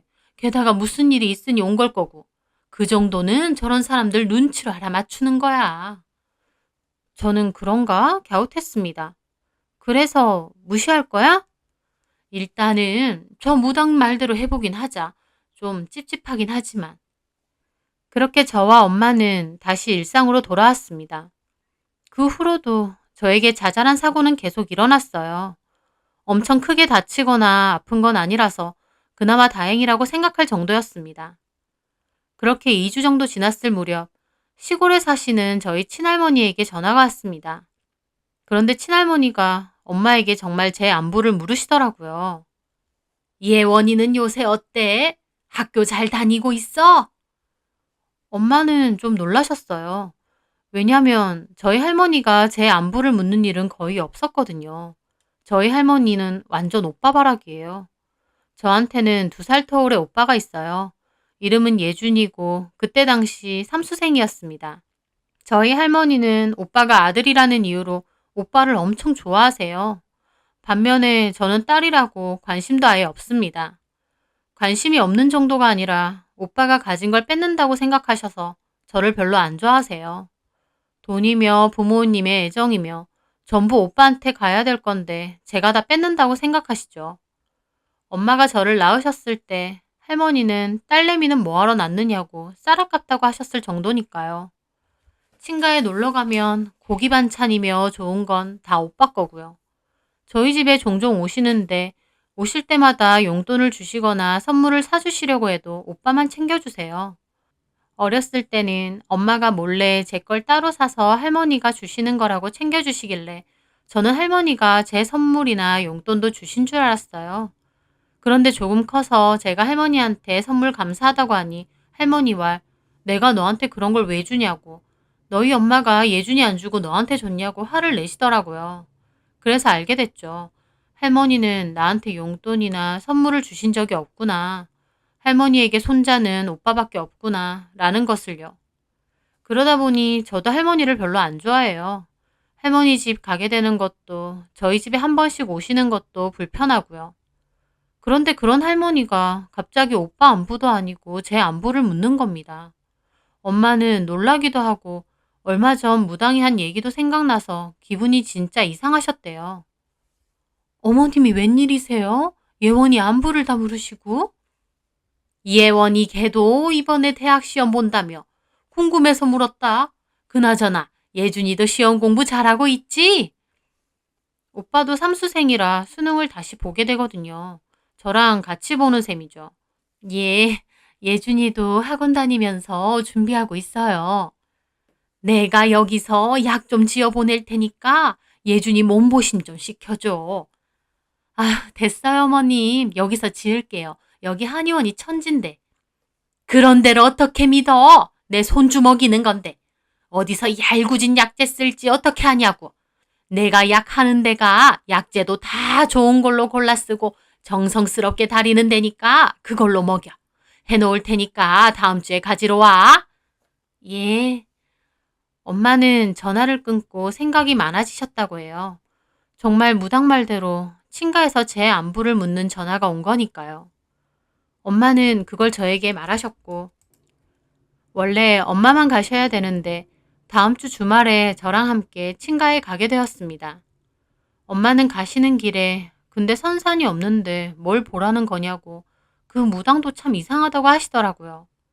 어쨌든 그렇게 할머니 댁에 갔습니다. 안녕하세요 할머니. 잘 지내셨죠? 너는 잘 지내냐? 예, 저야 뭐. 근데 목에 그건 뭐냐? 가게에서 조명이 떨어져서 좀 다쳤어요. 근데 소름 끼치는 게 제 말을 들은 할머니가 놀라고 걱정하는 게 아니라 얼굴빛이 묘하게 변하시는 거예요. 좀 환해지셨다고 할까요? 다쳐? 네. 많이는 안 다쳤고 어깨 부분이 좀 다쳤는데 지금은 괜찮아요. 그래? 너는 조심 좀 하지 그랬어. 할머니의 말에 엄마가 갑자기 일어난 사고인데 얘가 어떻게 조심하겠냐고 하셨어요. 어쨌든 할머니 댁에서 밥도 먹고 쉬고 있었습니다. 할머니는 밥 먹는 내내 예준이 요새 어디 아픈 데는 없는지, 공부는 잘하고 있는지, 이번엔 붙을 것 같은지 등등 오빠 얘기만 계속 하시더라고요. 그러다가 엄마가 물어보셨어요. 근데 어머님, 우리는 선상 같은 거 없죠? 그런 게 어딨어? 이 집이랑 밭 저거밖에 없지. 그쵸? 네. 근데 선사는 왜? 아니요. 그냥 궁금해서. 할머니는 저에게 물으시더라고요. 너는 공부 잘하고 있냐? 뭐, 열심히 하고 있어요. 너는 붙을 것 같아? 대학. 얘야, 뭐 공부도 잘하고 모의고사 성적 보면 꾸준히 잘 나온다고. 원하는 대학 별 무리 없다고 선생님이 그러시더라고요. 그래? 할머니는 오빠 얘기할 때랑은 다르게 제 얘기에는 시큰둥하셨어요. 식사를 다 하고 엄마가 상을 치우신 후에 저희는 가겠다고 했고 할머니는 예준이 약 들고 온다고 잠깐 부엌으로 들어가셨어요. 저는 그때 마당을 돌면서 산책을 하고 있었는데요. 저희 할머니 집은 앞으로는 마당이 있고 뒤에는 약간 언덕처럼 생긴 뒷뜰이 있거든요. 거기에 예전에는 염소를 키웠는데 지금은 안 키우고 비어져 있습니다. 마당을 돌다가 평소엔 거의 갈 일이 없던 뒷뜰에도 가보게 되었어요. 그날은 그냥 가보고 싶더라고요. 그런데 저는 거기서 약간 멈칫했습니다. 비어져 있는 염소 울타리 옆으로 봉긋하게 작은 무덤 같은 봉분이 있더라고요. 그냥 흙이 저절로 쌓인 게 아니라 할머니가 흙을 다져서 만드신 봉분인데 강아지 무덤 같은 거요. 어떻게 보면 별거 아닐 수도 있는데 문득 저게 뭘까? 왜 저렇게 해놓으셨을까 궁금했습니다. 그래서 다가가려는데 갑자기 할머니가 제 등 뒤에서 갑자기 야! 너 뭐해? 소리를 지르시는 거예요. 네? 근데 할머니가 엄청 무서운 얼굴을 하고 다가오시더니 제 팔을 확 잡고 끌고 가시는 거예요. 어깨를 다쳤는데 막 땡기셔서 아프더라고요. 할머니, 팔 아파요. 그 모습에 저희 엄마도 깜짝 놀라셨어요. 왜 그러세요, 어머니? 어? 아니, 저기 음식물 쓰레기 모아둔단데 얘가 그거를 만지려고 하니까 더럽잖아. 그 봉분이 음식물 쓰레기 모아둔 데라는 겁니다. 아휴, 어머님, 그래도 그렇지 애 팔을 얘 다쳐서 그렇게 당기시면 안 돼요. 아니, 더러운 걸 만지려고 하니까 놀라서 그런 거지. 그러면서 할머니는 오빠 한약이랑 야채 싸놓은 걸 주시더라고요. 자, 이제 가봐. 예준이 잘 챙겨 먹이고. 나도 좀 이따 밭에 다시 가봐야 돼. 할머니가 엄마나 저에게 빨리 가라고 하시더군요. 평소 같지 않은 이상한 할머니의 행동에 엄마도 알겠다고 하시고 저를 챙겨서 할머니 집을 떠났습니다. 가는 길에 엄마가 그러시더라고요. 음식물 쓰레기 모아둔 걸 왜 만지려고 그래? 음식물 쓰레기? 할머니 그런 거 모아뒀다가 밭에 버리지 않나? 이제 연세가 있으시니까 귀찮아서 뒤에다가 버리시는 거지. 근데 그런 거 같진 않던데? 뭐가 있던데? 별건 아니고 염소 울타리 옆에 흙을 모아 두셨더라고. 강아지 무덤같이. 그래서 뭘 묻으셨나 해서. 제 말에 갑자기 엄마가 놀라 하시더라고요. 강아지 무덤? 그런 식으로 동그랗게 흙을 쌓아두셨던데. 제 말에 엄마가 갑자기 갓길에 차를 세우시더라고요. 무덤 같은 걸 해놨단 말이야? 별건 아니고 작게. 엄마는 뭔가 생각에 잠긴 얼굴이었습니다. 잠깐만. 혹시 그 무당이 말한 선산이라는 게, 응? 엄마는 저한테 한번 가보자고 하셨어요. 그게 뭔지 봐야겠다면서요. 음식물 쓰레기라고 했잖아, 할머니가. 그렇다고 해도 한번 몰래 보고 가자. 할머니가 여태까지 그렇게 한 적이 한 번도 없으신데 뭔가 이상하네. 그렇게 엄마와 저는 다시 할머니 집으로 돌아갔어요. 차는 살짝 멀리 대놓고 조심히 걸어가는데 다행히 할머니는 밭에 가셨는지 안 계시더라고요. 엄마와 저는 뒤뜰로 갔고 그 강아지 무덤 같은 걸 보게 되었습니다. 가까이서 보니 할머니가 엄청 정성스럽게 손으로 다듬으신 것 같더라고요. 엄마는 주위를 한번 둘러보고선 주저앉아 그걸 손으로 팠어요. 그 봉분을 파헤치고 엄마와 저는 기절 초풍할 뻔했습니다. 그 흙더미 안에 뭐가 있는 줄 아세요? 제 칫솔하고 나시, 속바지랑 머리카락, 그리고 부적이 있었어요. 엄마는 너무 놀라 뒤로 주저앉으셨고 저도 온몸에 소름이 돋더라고요. 할머니는 한 번씩 저희 집에 와서 일주일 정도 있다 가시거든요. 그런데 공교롭지만 전에 오셨을 때 다 없어진 것들 맞습니다. 쓰던 칫솔도 없어지고 제가 교복 안에 있는 속바지도 없어졌거든요. 나시는 많아서 없어진 것도 몰랐는데 속바지는 3개밖에 없어서 티가 많이 나거든요. 이상하다 생각했는데 그게 여기 다 있었어요. 게다가 머리카락도 몇 개 들어있었어요. 아마 제 머리카락이겠죠. 무엇보다 부적까지. 절대 좋은 의도가 아니라는 걸 알 수 있었죠. 제 물건이 흙더미 속에 있고 거기에 부적이 있다니 다시 생각해도 소름 끼치고 무서웠어요. 그런데 이런 짓을 한 게 다른 사람도 아니고 저희 친할머니라니요. 엄마랑 저는 놀라서 할 말을 잃었고 엄마는 손을 떨며 일단 핸드폰으로 그걸 찍었어요. 그런데 등 뒤로 너네 여기 왜 있냐? 하는 소리가 들려서 돌아봤습니다. 거기엔 할머니가 사색이 되어서 서 있으시더라고요. 저희 엄마는 잔뜩 화가 나서 따지셨어요. 어머님, 이게 뭐예요? 왜 강아지 무덤 같은 거에 우리 예원이 물건이 들어있어요? 이 부적은 뭐고요? 어머님 도대체 무슨 짓을 저지르신 거예요? 할머니는 놀라서 저희를 밀치고 다시 덮으시려고 하더라고요. 저희 엄마는 그런 할머니를 뒤로 떠밀었어요. 어머니, 미쳤어요? 이게 뭐냐고요? 왜 내 딸 물건들이 여기에 있냐고 묻잖아요. 엄마의 말에 할머니는 오히려 화를 내시더라고요. 이렇게 파헤치면 어떡해? 부정타게. 무슨 부정요? 무슨 짓을 벌이시는 건데요? 어휴, 이게 얼마짜리 부적인데. 어머님 진짜 이러실 거예요? 저 이거 다 찍었는데 예준 아빠한테 보냅니다. 예준 아빠 이런 거 딱 질색 하는데 어머님이 예원이 물건 가지고 이랬다는 거 다 말할까요? 그 말에 할머니는 놀라서 엄마를 말리시더라고요. 할머니가 아빠한테도 꼼짝을 못 하시거든요. 말하지 마! 살안 날 일 있어? 그러니까 솔직하게 다 말하세요. 이렇게 다 들통난 마당에 솔직하게 말 안 하시면 저 당장 이 사진 예준 아빠한테 보냅니다. 그 말에 할머니는 결국 한숨을 쉬며 이실직고 하시더라고요. 이렇게 하면 예준이가 대학 붙는다고. 네? 아니, 예준이가 자꾸 대학 떨어지니까 내가 용하다는 데서 점을 받지. 그랬더니 예준이가 원래는 한 번에 붙었어야 되는데 동생이 자꾸 그 길을 빼앗는다는 거야. 제가 오빠 길을 뺏었다는 거예요. 어이가 없더라고요. 뭐라고요, 어머님? 그런 말을 믿으세요? 예원이가 뭘 어쨌다고요? 아니, 그 무당이 진짜 용한데 오빠 오늘 제가 다 갉아먹는다고 하는 거야. 그래서 이렇게 하면 예준이 운이 다시 돌아간다고 해서. 그래서 예원이 물건으로 이런 걸 만드신 거예요? 그럼 예원이는요? 원래 자기 운이 돌아가는 건데 무슨 상관이야?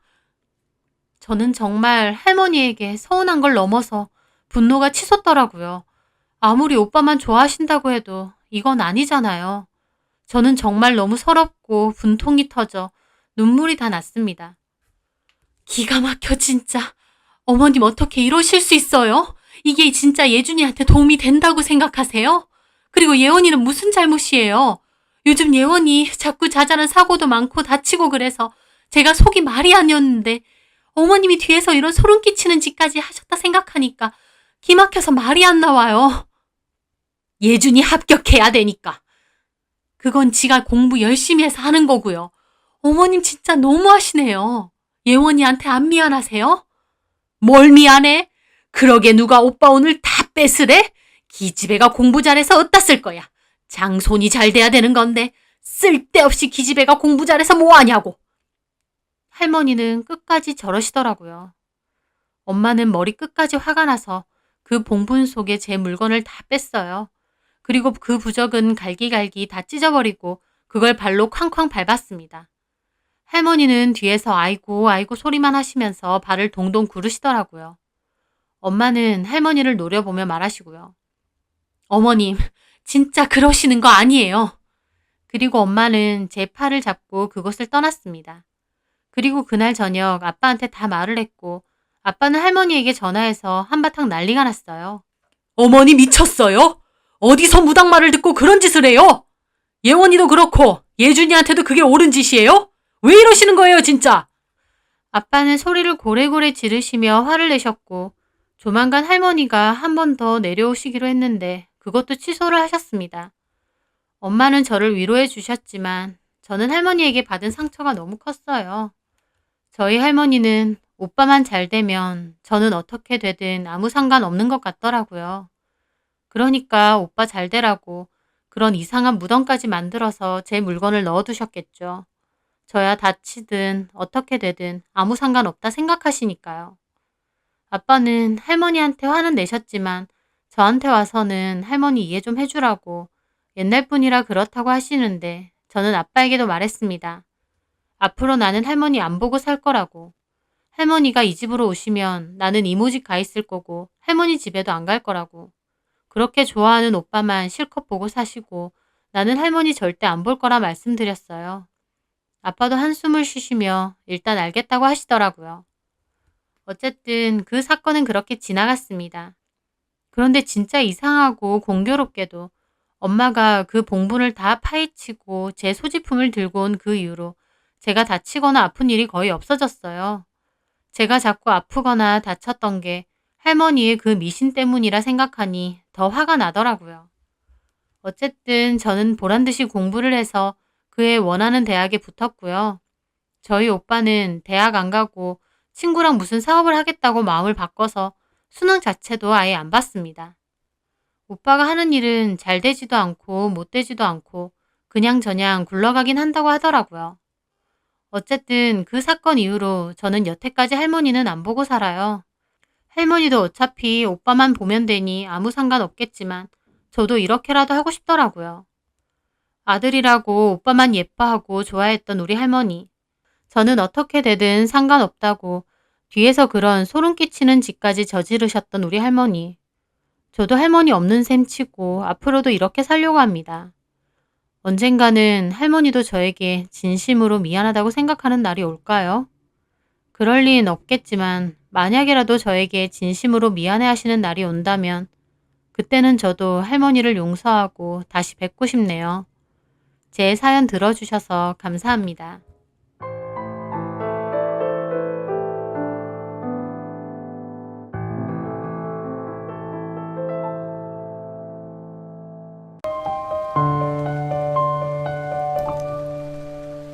안녕하세요.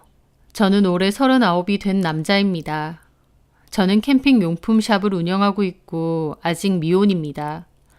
지금으로부터 2년 전 저는 결혼을 하려고 했었는데요. 결혼식 날짜까지 잡았다가 결혼식 3주 앞두고 파혼을 했습니다. 결혼 거의 막바지에 파혼을 한 거다 보니 주변에서도 말이 많았고 위약금도 물어야 했죠. 하지만 주변 사람들이 제 인생 대신 살아주는 것도 아니고 또 아무리 위약금을 문다고 해도 그 몇 푼의 돈이 제 인생만큼 중요한 건 아니잖아요. 그때 파혼을 했던 일은 시간이 흐를수록 잘했던 일이구나 싶습니다. 저와 결혼을 하려고 했었던 전 여친은 정말 천사 같고 예뻤던 여자였어요.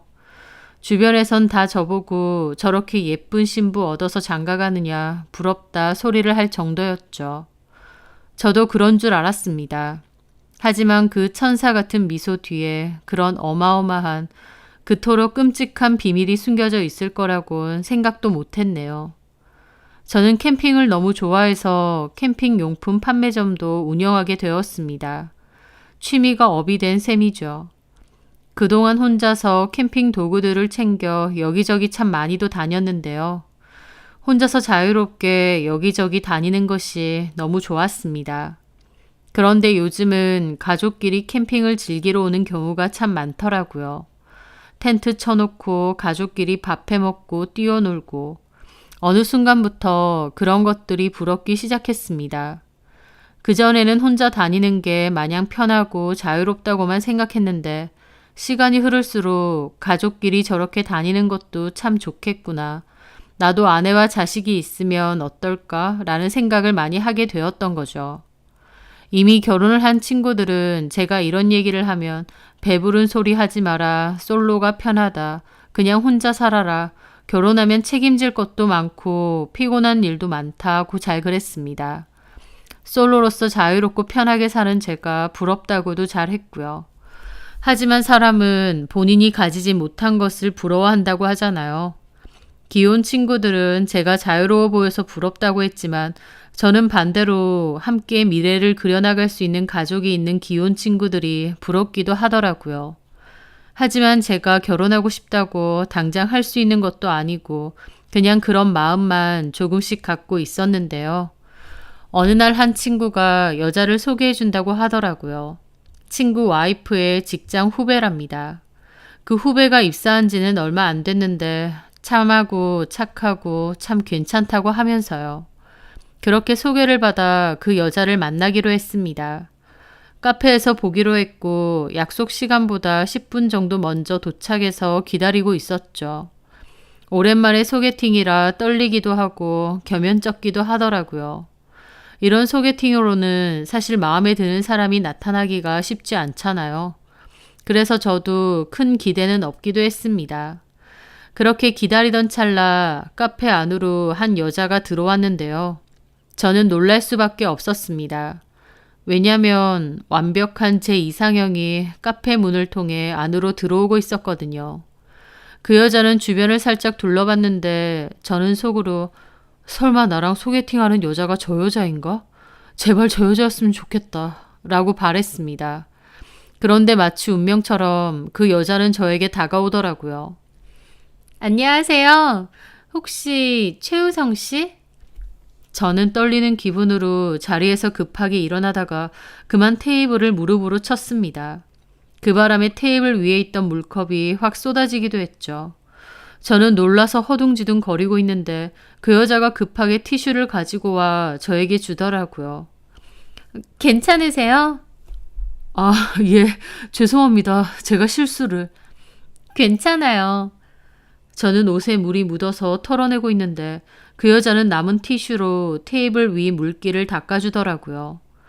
첫 만남인데 이런 모습을 보여 너무 민망하고 창피해 죽을 것 같은데 그 여자는 실수할 수도 있다며 오히려 방긋 웃어주더라고요. 그 미소를 보는 순간 참 웃기는 소리인데 저는 결혼까지 결심했습니다. 누가 들으면 미친놈 아니냐고 처음 보고 무슨 결혼까지 생각하느냐 할 수도 있는데요. 결혼할 사람은 첫눈에도 그 느낌이 온다더니 무슨 말인지 알겠더라고요. 저는 그 여자를 본 순간 이 여자랑 꼭 결혼을 해야겠다, 놓치지 않겠다 결심했다고나 할까요? 그 여자는 웃는 모습이 참 예뻤어요. 딱 봐도 미인이었고 특히 웃음이 참 맑았어요. 그런 여자를 싫어할 남자는 없을 것 같았습니다.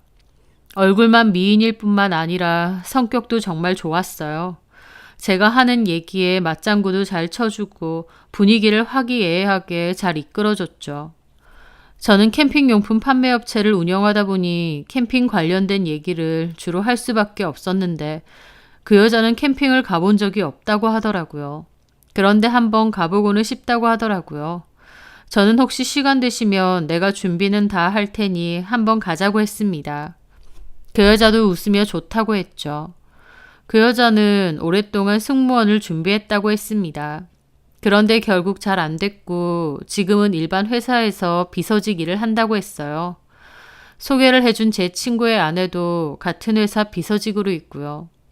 가족 관계가 어떻게 되냐고 물었더니 외동이라고 했습니다. 부모님과 같이 살고 있다고 했고요.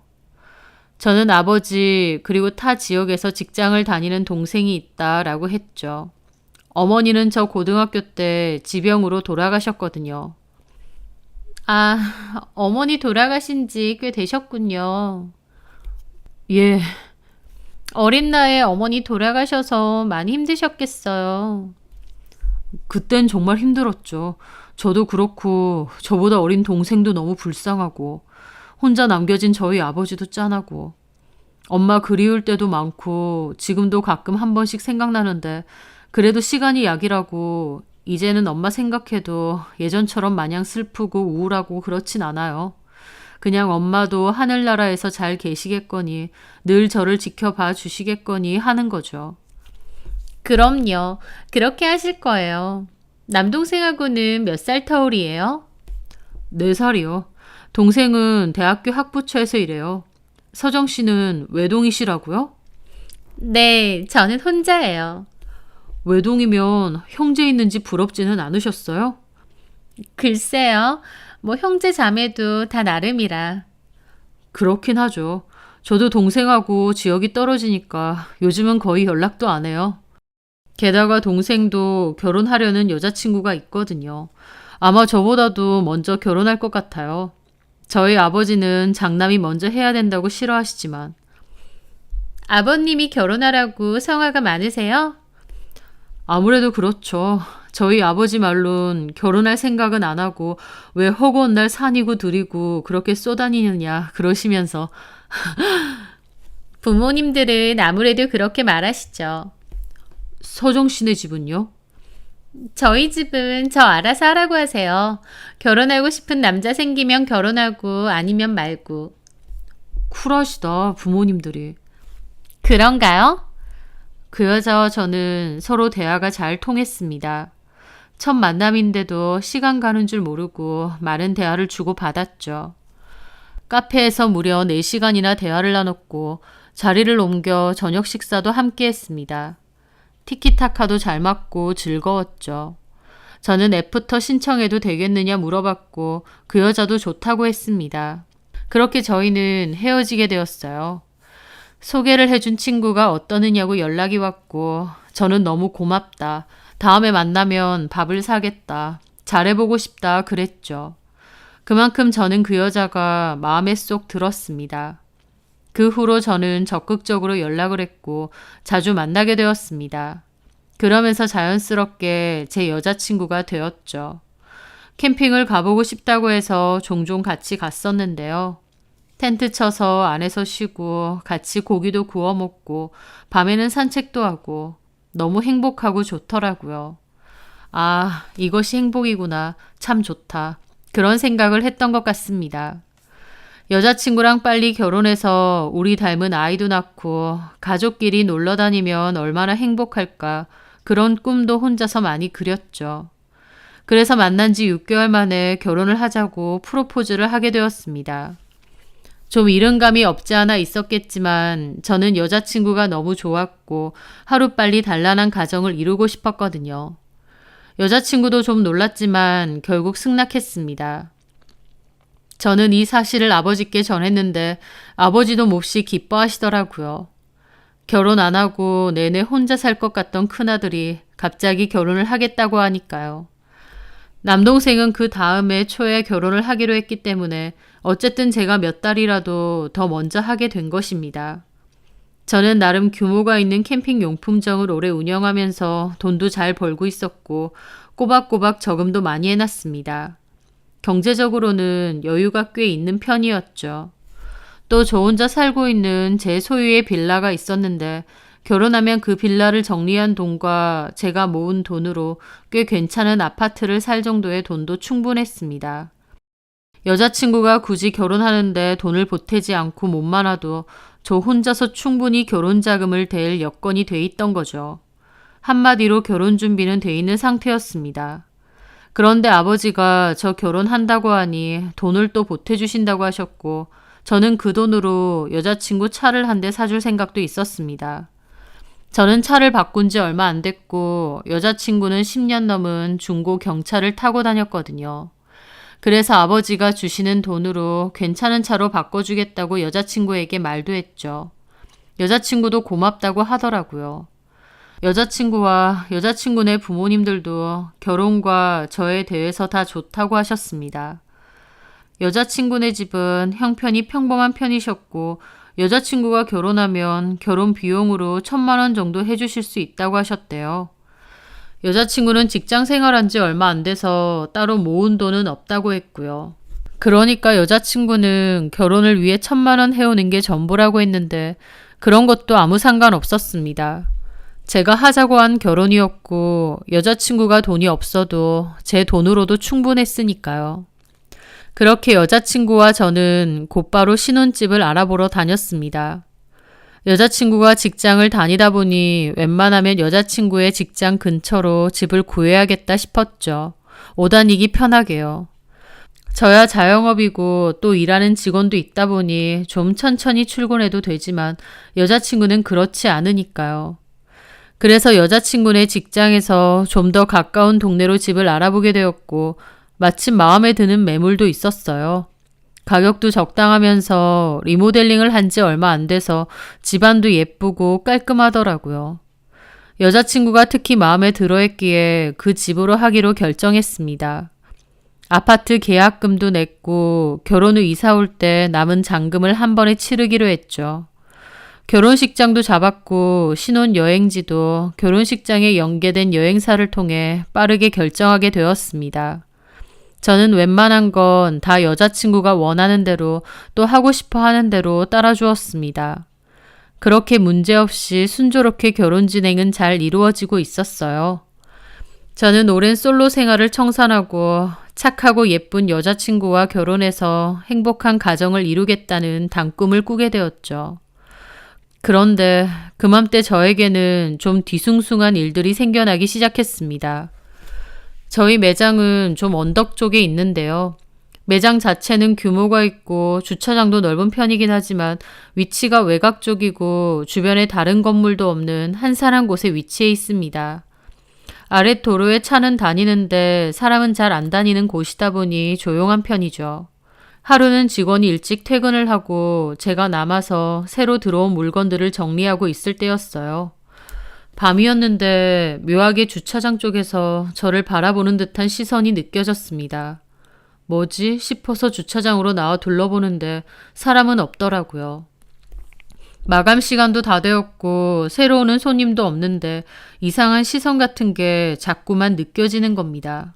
그게 좀 찝찝하기도 했죠. 그런데 그 기분을 살고 있던 집 근처에서도 느꼈습니다. 저 혼자 살고 있는 빌라인데 하루는 빨래를 하고 베란다에 놀고 있었거든요. 그런데 묘한 시선이 느껴져 밖을 내다보니 모자를 쓴 한 남자가 저희 집 쪽을 쳐다보고 있는 겁니다. 저는 깜짝 놀랐습니다. 제가 놀라는 것을 본 그 남자도 움찔 놀라더니 행인처럼 그냥 길을 가더라고요. 하지만 분명 그 사람은 저희 집을 보고 있었습니다. 너무 찝찝하기도 하고 무섭기도 하고 저 사람은 도대체 누굴까? 왜 우리 집을 올려다보고 있었을까? 겁도 나더군요.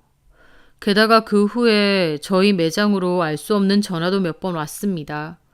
전화가 울려서 제가 받으면 대답을 안 하고 그냥 끊는 겁니다.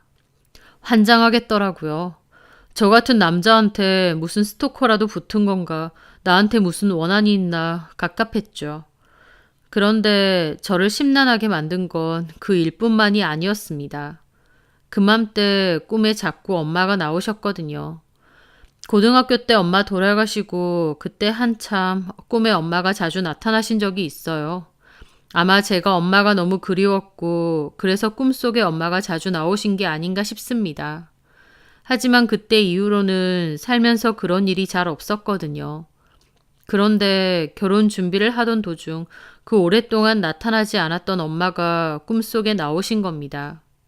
엄마는 꿈속에서 아무 말도 하지 않으시고 울기만 하셨어요. 손에는 날짜가 적힌 종이만 있고요. 제가 엄마 왜 그러냐고 아무리 말을 걸어도 대답도 없이 울기만 하시는 겁니다. 그런데 꿈 안에서도 제 몸이 너무 무겁게 느껴졌습니다. 물을 잔뜩 먹인 솜이 바지 안에 가득 차 있는 것처럼 몸을 엄청 무겁게 내리누르는 느낌이 들었어요. 그 꿈을 꾸고 눈을 떴는데 베갯잎이 다 젖을 정도로 땀을 흠뻑 흘렸더라고요. 일어나서도 기분이 너무 싱숭생숭해서 다시 잠을 이룰 수가 없었습니다. 갑자기 꿈에 나타나서 구슬피 우는 엄마. 손에는 날짜가 적힌 것 같은 종이가 들려있고 내 몸은 물먹은 손마냥 너무나도 무겁고 도대체 이게 뭘까 싶고 심란했죠. 그런데 그 꿈은 한 번이 아니었습니다. 며칠 뒤 저는 또 같은 꿈을 꾸었어요. 하체가 너무나도 무거워져서 엄마가 코앞에 있는데도 다가갈 수가 없을 정도였습니다. 저는 힘겹게 손을 뻗어 엄마의 손을 잡았어요. 엄마, 나야 우성이. 왜 울어요? 그리고 이게 뭐예요? 무슨 종이에요? 저는 같은 질문을 계속했는데 엄마는 대답 없이 울기만 하셨습니다. 저는 엄마 손에 들린 종이를 겨우 빼냈는데 거기에는 제 결혼식 날짜가 적혀 있더라고요. 그걸 보는데 꿈속이지만 등골에 소름이 쫙 돋는 겁니다. 그리고 다시 잠에서 깼죠. 미치겠더라고요. 저는 이 일을 아버지께 얘기했습니다. 아버지도 놀라시긴 했지만 그래도 꿈은 꿈일 뿐이라며 대수롭지 않게 생각하셨어요. 결혼 앞두고 싱숭생숭해서 그러냐? 제가 싱숭생숭할 일이 뭐가 있어요. 사랑하는 서정이랑 결혼 앞두고 오히려 좋기만 한데. 근데 왜 자꾸 그런 꿈을 꾸냐? 너네 엄마는 뭐하러 네 꿈에 자주 나오나 몰라. 그러게요. 그냥 잊어버려라. 원래 결혼 앞두고 그럴 수도 있어. 꿈은 그냥 꿈일 뿐이니까 잊어버려. 저도 아버지의 말을 듣고 그냥 묻어두려고 했습니다. 다른 사람도 아니고 엄마가 꿈에 나와서 우는 거니 찝찝하긴 했지만 그렇다고 별다른 조치를 취할 생각은 없었어요. 어떻게 보면 그냥 꿈일 뿐이니까요. 그런데 그로부터 일주일 뒤 저는 또 엄마 꿈을 꾸었습니다. 똑같은 장소였고 엄마는 저를 보고 우셨어요. 저는 엄마한테 도대체 왜 그러시냐 얘기를 해달라고 말하며 달려가는데 그 순간 엄마가 멀어지더니 제가 뒤로 떨어지기 시작했습니다. 끝도 없는 낭떠러지 밑으로요. 그 느낌이 얼마나 아찔하고 실감나는지 잠에서 깼는데 손끝이 부들부들 떨릴 정도였습니다. 그리고 가만 보니 그 꿈이 시작되고부터 제 몸무게가 꽤 많이 빠진 겁니다. 건강상 별다른 문제가 없었는데 살이 자꾸 빠진 거였죠. 그 순간 알겠더라고요. 아, 이게 예사 꿈이 아니구나. 엄마가 나한테 뭔가를 강력히 말하시는구나 라고요. 저는 아버지께 예사 꿈이 아닌 것 같다고 말씀드렸습니다. 아버지도 찝찝하셨던지 고모에게 이 얘기를 전했고 고모가 전화가 오셨어요. 그러더니 자기가 엄청 용하다는 무당을 수소문했는데 거기를 가보자고 하더라고요. 저는 교회에 충실하게 나가지는 않지만 그래도 기독교거든요. 그래서 무당집을 가본다는 게 좀 찝찝하기도 했지만 이런 문제는 무당집을 가보는 게 좋다는 고모의 조언대로 그러기로 했죠.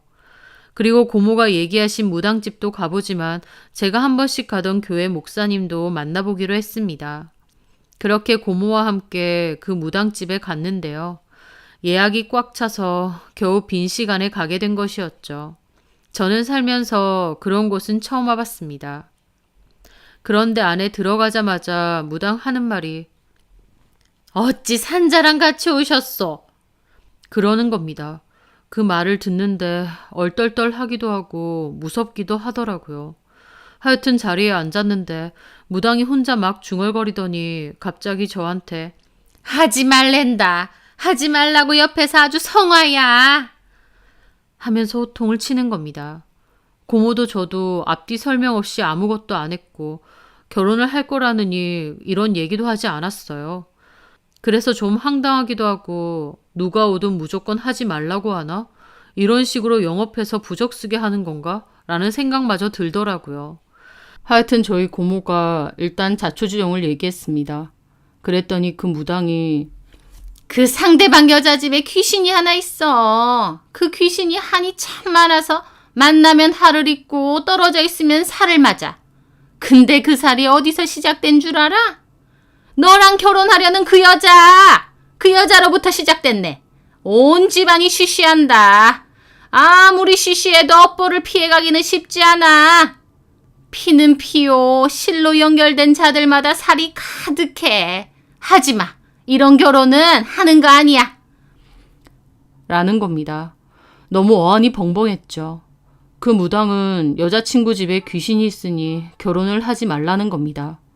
그리고 무당은 제 다리 쪽에 소금을 착착 뿌리더니 제 앞에 털썩 앉더라고요. 하지 마라 그래. 자네 어머니가 목 놓아서 하지 말래. 그런 집으로 장가가는 거 못 보겠다 하시네. 조상과 가족이 날 구했다 생각하고 미련 없이 결혼 엎어. 라고 단호하게 얘기했습니다. 저는 너무 놀라운 사실에 어안이 벙벙했고 고모는 알겠다며 복채를 내고 저를 데리고 나왔죠. 그리고 나와서 차 안에 잠깐 앉아 있었는데 이걸 믿어야 되나 사기 아닌가 싶기도 했습니다. 이런 걸 안 해봐서 그런지 선뜻 믿기도 그랬던 거죠. 하지만 분명한 건 그 말로 형언할 수 없는 찝찝함이 분명 있었습니다. 그냥 사기로 치부하기엔 뭔가 강렬한 게 남아있는 기분이었죠. 결혼하는 여자친구 말이야. 예, 고모. 어떤 애길래? 착해요. 참하고 착하고 좋은 사람이에요. 좋은 사람인데 너네 엄마는 왜 꿈에 나와서 날리며 저 무당하는 소리는 또 뭐야? 소름 끼치게. 참나. 이걸 믿어야 되는지. 일단 엄마가 꿈에 몇 번이나 나왔다며. 저도 그게 너무 걸려서. 근데 저 무당 믿을 만한 거예요? 아무 말이나 하는 거 아닐까요? 저 사람이 얼마나 용한데. 나도 수소문해서 찾은 거야. 참. 그렇게 고모와 저는 차를 운전해서 내려오는데 골목에 또 다른 점집이 하나 보이더라고요. 저는 이왕 온 김에 저기도 한번 가보자고 했고 물어보니 바로 볼 수 있다고 했습니다. 하지만 그 점집은 상황 설명을 다 했음에도 잘 모르시는 것 같았고 뭐 맞추는 것도 없더라고요. 좀 엉터리 같았죠. 그렇게 거기도 그냥 나왔습니다. 그리고 그 뒤 교회 목사님도 찾아갔어요. 목사님은 제가 결혼을 앞두고 마음이 싱숭생숭해서 그런 것 같은데 여자친구랑 와서 축복 기도를 받으라고 하셨습니다. 그리고 너무 마음 쓰지 말고 푹 쉬고 잘 자라고 하셨죠. 그렇게 두 곳의 무당집과 교회까지 갔다 온 저는 몹시 심란했습니다. 여자친구랑 저랑의 사이만 보면 아무 문제 될 것이 없었어요. 하지만 첫 번째 점집에서의 무당은 여자친구네 집에 무슨 문제가 있고 귀신이 있고 그 여자랑 결혼하면 안 된다고 하고 제가 아는 여자친구는 누구보다 착하고 참하고 참 괜찮은 여자 같았거든요. 결혼이 바로 코앞인데 내가 쓸데없는데 정신을 쏟고 있는 거 아닌가 싶기도 했습니다. 하지만 그냥 무시하기에는 꿈에 나타나는 엄마도 걸리고 그 무당 말도 걸렸습니다. 그렇게 심란한 기분으로 있던 어느 날이었습니다. 텐트를 구매해 주신 손님을 주차장에서 배웅해드리고 있는데 누군가 저를 쳐다본다는 느낌이 또 들더라고요. 저는 고개를 획 돌려봤는데 한 남자가 주차장 끝쪽에서 몸을 숨기는 겁니다. 잠깐이지만 그 인상착의가 빌라 앞에서 저희 집을 쳐다보던 그 남자 같더군요. 저는 그 순간 화가 머리끝까지 났어요. 저 자식은 누군데 내 주변을 맴도나 싶어서요. 저는 입구에 방범용으로 놔둔 야구방망이를 들고 미친 듯이 쫓아갔습니다. 제가 쫓아가니 숨어있던 그 남자도 식겁을 한 건지 도망가기 시작하더군요. 저는 매장에 있는 직원을 부르며 그 남자를 쫓아갔고 직원도 제가 소리를 지르자 놀라서 달려나왔습니다. 저는 저놈 잡으라고 외쳤고 저희 직원도 그때부터 달렸죠.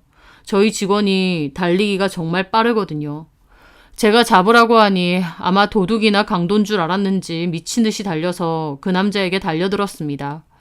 저도 달려가서 야구방망이를 겨눴어요. 야 임마, 너 누구야? 누군데 내 자꾸 근처를 어슬렁거려? 너 뭐하는 자식이야? 저는 화가 나서 소리를 쳤고 직원도 그 남자를 뒤에서 꽉 잡고 있었어요. 너 잘 걸렸다. 바로 경찰에 신고할 줄 알아. 그렇게 저는 허겁지겁 주머니에서 폰을 꺼냈는데 그 남자가 다급하게 외치는 겁니다. 그쪽 고서정이랑 결혼하죠? 고서정은 제 여자친구의 이름입니다. 갑자기 여자친구의 이름이 나오자 저도 몹시 당황했죠. 뭐? 이거 놓으세요. 내가 할 말이 있어서 왔으니까. 하면서 버둥거렸고 저는 직원에게 일단 놔주라고 했습니다. 그 남자는 씩씩거리면서 붙잡힌 팔을 털더라고요. 당신 뭐야? 누구야? 나 고서정 애인이다. 뭐? 저는 기가 막혔습니다. 이 자식이 미친놈인가 싶기도 하고요. 무슨 말 같지도 않은 소리야? 네가 무슨 서정이 애인이야? 너는 고서정에 대해서 잘 알지도 못해. 라는 겁니다.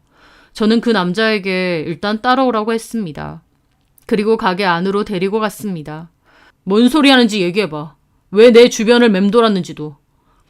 그 말에 그 남자는 분하다는 듯 한숨을 푹 내쉬더니 그러더라고요. 고서정이랑 6년을 만났어. 동거도 4년 정도 했고. 결혼도 하기로 했지. 그런데 고서정이 작년 겨울에 갑자기 나한테 헤어지자고 하대. 갑자기 지 동생 생각하니 눈물이 나고 미안해서 나랑 결혼 못 하겠대. 어이가 없지. 지 동생 눈에 피눈물 나게 할 땐 모른 척 하던 년이 이제 와서 지 동생 생각하니 미안해서 나랑 헤어지겠대. 나는 못 헤어진다고 했는데 일방적으로 짐 빼서 날랐어. 내가 찾아가니까 나를 스토커로 신고해버리고. 그 바람에 나는 직장까지 잘렸어. 그 망할 년 때문에. 라며 이를 바득바득 가는 겁니다. 저는 이 남자가 당최 무슨 말을 하는 건지 이해할 수가 없었죠.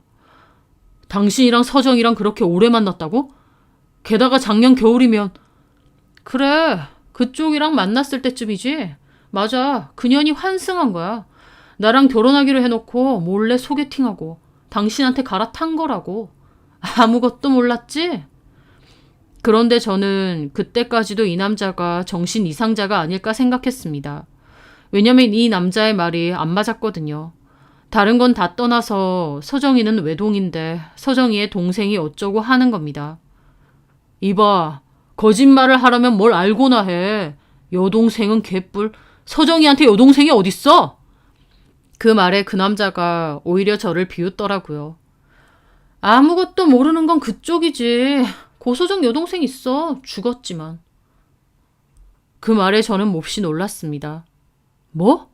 서정이한테 여동생이 진짜 있었다고? 그래. 그것도 병원에 장기 입원해 있다가 죽었어. 그 여동생 나도 잘 알거든. 왜냐면 그 여동생도 내 전 여자친구니까. 저는 믿을 수 없는 얘기에 다리에 힘이 풀렸습니다. 그게 무슨... 그 남자는 텅 빈 눈으로 과거 얘기를 하더군요. 그 남자는 미나라는 여자친구가 있었다고 했습니다. 결혼까지 약속한 사이였는데 어느 날 미나 씨가 그 남자에게 자기 집 가정사에 대해서 얘기를 하더래요. 자기 집은 재혼 가정이라고, 각자의 다 큰 자식을 데리고 부모님이 재혼을 한 것이라고요. 미나 씨는 엄마가 데리고 온 자식이고 새아빠도 딸을 하나 데리고 왔던 겁니다. 새아빠가 데리고 온 딸이 바로 제 여자친구인 고서정이었습니다. 한마디로 미나라는 그 여자와 제 여자친구는 한 집에서 같이 사는 자매긴 하지만 사실 피 한 방울 안 섞인 남남이었던 거죠. 그래도 같은 집 살면서 나름 친하게 잘 지냈답니다. 그런데 문제는 미나 씨가 결혼할 남자친구를 집에 데리고 왔는데 그 남자친구와 언니인 서정이가 눈이 맞아버린 거였죠. 그 남자는 미나에게 헤어지자고 하고 서정이와 만났답니다. 집에서는 어떻게 동생 남자친구랑 사귈 수 있느냐고 반대를 했다는데 그럼에도 서정이와 그 남자는 계속 만났대요. 그러다가 나중에는 둘이서 동거하고 살림까지 차렸다는 겁니다. 미나 씨는 피 한 방울 안 섞이긴 했지만 그래도 자기 언니인데 자기 남자친구랑 그렇게 바람이 난 것에 대해 큰 충격을 받았다고 했습니다. 게다가 시간이 갈수록 부모님까지도 나중에는 서정이 편만 들고 미나 씨를 오히려 설득했대요. 저 두 사람이 진짜 인연인 것 같은데 좋게 헤어지고 형부로 생각하라고요. 미나 씨는 남자친구였던 사람인데 어떻게 갑자기 형부가 되느냐며 날뛰었고 결국 가족하고 손절까지 했답니다. 그렇게 가족하고 아예 연락이 두절이 되었는데 몇 년 뒤 연락이 와서 보니 지병이 악화되어 병원에 누워 있었대요. 우울증도 심하고 병을 적극적으로 치료할 생각도 없었던 미나 씨는 결국 사망했는데 마지막으로 남긴 편지에는 언니인 서정이와 배신한 남자친구에 대한 분노 섞인 저주가 몇 장이나 있었답니다. 자기 남자친구와 놀아난 것도 분통 터지지만 그 과정에서 가족들이 언니 편만 들고 외면하니 너무 외롭고 서러웠나 보더라고요. 하지만 동생이 죽는 일이 있었음에도 불구하고 서정이와 그 남자는 계속 같이 살았답니다. 그리고 결혼도 하기로 약속했는데 어느 날 갑자기 서정이가 마음을 바꿔서 헤어지자고 통보를 했다는 거예요. 그 남자는 고서정이 저랑 결혼하려 한다는 것을 알고는 눈이 돌아서 제 뒤를 밟았다고 했습니다. 그 말들을 듣는데 이게 정말 내 여자친구의 일이 맞나 싶더라고요. 천사같이 착한 내 여자친구가 사실은 동생의 남자친구를 뺏고 동생이 죽든 말든 그 남자랑 계속 같이 살고 그것도 모자라 다른 남자한테 환승까지 하려고 했다는 겁니다. 그 남자는 이런 사실까지 다 알고도 그 여자랑 결혼하고 싶느냐고 하더군요. 저는 이 남자의 말을 믿어야 되나 싶기도 하고 머리가 너무 복잡했습니다. 그러면서 또 한편으론 엄마가 왜 내 꿈속에 그토록 나오는지도 알겠더라고요. 왜 무당이 그런 결혼은 하지 말라고 누군가 한이 서려 있다고 했는지도 알겠고요.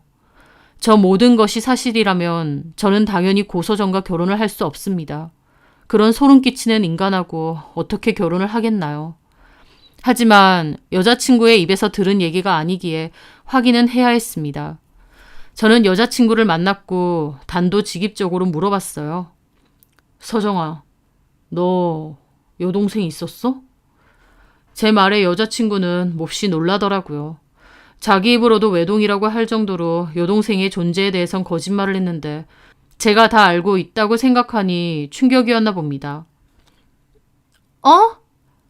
있었지. 이름이 미나라고 하던데. 그걸 오빠가 어떻게... 나한테는 외동이라며. 나중에 밝혀질 수도 있는데 왜 나한테까지 거짓말한 거야? 걔 내 친동생 아니야. 실은 엄마 아빠 재혼하셨는데 새엄마가 데리고 온 자식이야.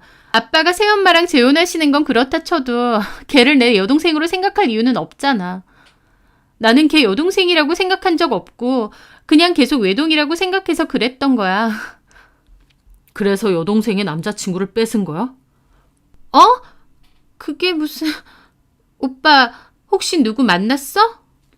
그래, 만났어. 김민환이라는 남자가 찾아왔더라. 오빠 그 남자 말 믿지 마. 그 남자 스토커야. 조금 만난 적은 있는데 나 진짜 그 인간 때문에 미치겠어. 오빠한테 말은 못했는데 이상한 말 지어서 퍼뜨리고 그러고 다녀. 하더라고요. 저는 참담한 기분으로 말했습니다. 솔직하게 말해줘. 그 김민환이라는 남자랑 네 여동생이랑 먼저 둘이 사귀었던 건 맞아? 결혼 전제로. 결혼 전제인진 모르겠는데 여동생이랑 김민환이랑 조금 관계가 있었던 건 맞아. 근데 헤어졌고 그 뒤로 나는 아무것도 모르고 그 남자 만났던 거야. 하면서 거짓말을 하더라고요. 그러면 그 여동생은 왜 가족이랑 인연을 끊었는데? 그건 나도 모르지. 걔가 성격이 이상하고 우리 집에 적응도 못하고 겉돌았어. 그러더니 그냥 잠수 타고 지 혼자 인연 끊은 거야. 그러다가 나중에 병원에 있다고 연락이 온 거고. 그러니까 한마디로 그 여동생이 그렇게 된 것에 네 책임은 없다. 당연히 없지. 내 책임이 왜 있어? 여자친구는 얼굴까지 빨개져서 해명을 했지만 저는 더 이상 여자친구 말이 믿기지가 않았습니다. 서정아, 너 끝까지 거짓말하니? 거짓말 아니야. 그 김민환이 나한테 이런 거 보여주더라. 저는 핸드폰을 내밀었습니다.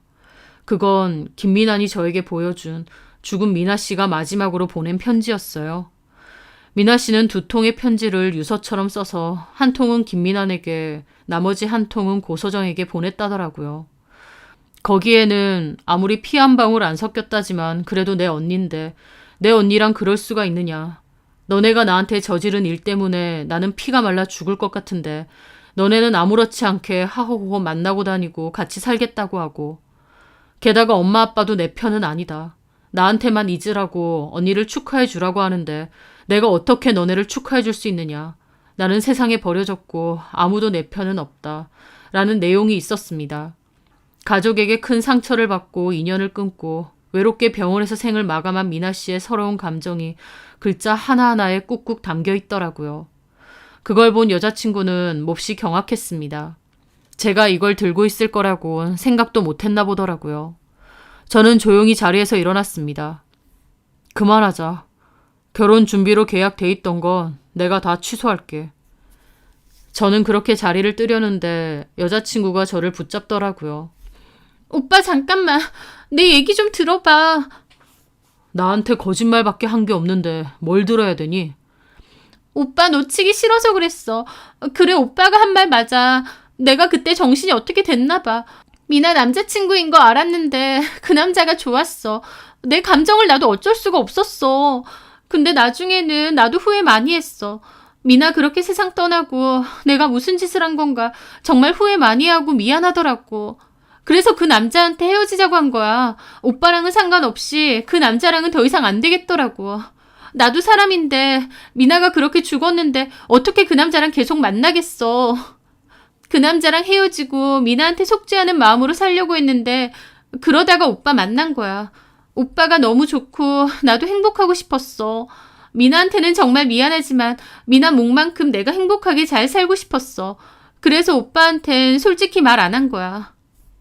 오빠, 이미 지난 일이잖아. 지난 일 가지고 우리 이러지 말자. 나 오빠한테 잘할게. 우리 얼마든지 행복할 수 있잖아. 저는 그 말에 여자친구의 팔을 뿌리쳤습니다. 다른 사람 피눈물 나게 해놓고 행복하다면 나는 그 행복이 너무 소름 끼칠 것 같다. 나는 너 같은 여자랑 가정을 꾸리고 싶지 않아. 동생한테 정말 미안하다면 평생 속죄하고 살아. 저는 그렇게 그곳을 떠났고 등 뒤로 여자친구의 오열이 들렸습니다. 여자친구는 울었지만 그것조차도 진심일까 싶은 마음이 들 정도였어요. 그렇게 저는 결혼식을 3주 앞두고 파토를 냈습니다. 주변에서는 무슨 일이냐 말이 많았지만 저는 아무 말도 하지 않았습니다. 사람들의 구설수에 오르내리는 것도 피곤해서 그냥 입을 닫았죠. 그리고 결혼을 파토낸 다음부터 더 이상 저희 엄마는 꿈에 나타나지 않으셨습니다. 여자친구를 많이 사랑했기에 또 저의 운명이라고 생각했기에 헤어지고 난 후에 여파는 컸습니다. 아무리 여자친구의 과거가 소름 끼치고 이건 아니다 싶어 파혼은 했다지만 그 마음까지도 싹둑 없어지는 건 아니니까요. 때로는 그립기도 하고 내가 파혼을 선택한 것이 잘한 일인가 싶을 때도 있었어요. 하지만 다시 생각해도 그런 일이 있었던 여자가 가정을 꾸린다는 건 아닌 것 같았습니다. 그렇게 어느 정도의 제 마음을 수습해갈 무렵 저는 소개를 해주었던 친구로부터 충격적인 근황을 듣게 되었습니다. 저와 고서정이 결혼이 파토가 나고 얼마 뒤 고서정이 앙심을 품고 김민환이 새로 다니는 직장에 스토커로 신고한 내역을 팩스로 보냈답니다. 그걸로 김민환은 직장 생활이 곤란해졌고 둘이서 심각하게 싸우다가 김민환이 결국 고서정 집에까지 난입하는 사건이 있었던 겁니다. 김민환은 고서정 부모님과 신랑이가 있었고 그 과정에서 고서정 아버지는 팔을 크게 다쳤다고 했습니다. 그 일로 장애까지 생겨 팔 기능을 잘 못하게 되셨다는데 고서정네 아버지는 손을 특히 많이 쓰는 분야의 기술자라고 했거든요. 손을 크게 다치게 되면서 일자리까지 잃게 되신 겁니다. 고서정은 김민환을 신고 및 고소했고 김민환은 구치소에 들어가 있다고 했죠. 그 얘기를 듣는데 너무 충격적이기도 하고 그런 사람들하고 엮일 뻔했다는 게 기가 막히기도 하더라고요. 아마 고서정네 집도 김민환도 결국은 죗값을 치르게 된 것이 아닌가 싶기도 하고요. 서로에 대한 원망이 가득한 그런 복잡한 사정의 집으로 제가 장가를 들까봐 저희 엄마가 그토록 제 꿈에 나와 오신 건가 생각하니 저도 엄마 생각에 눈물이 울컥 나더라고요. 돌아가신 후에도 자식을 걱정하셨구나. 나를 여전히 지켜주려 하시는구나 싶었다고나 할까요?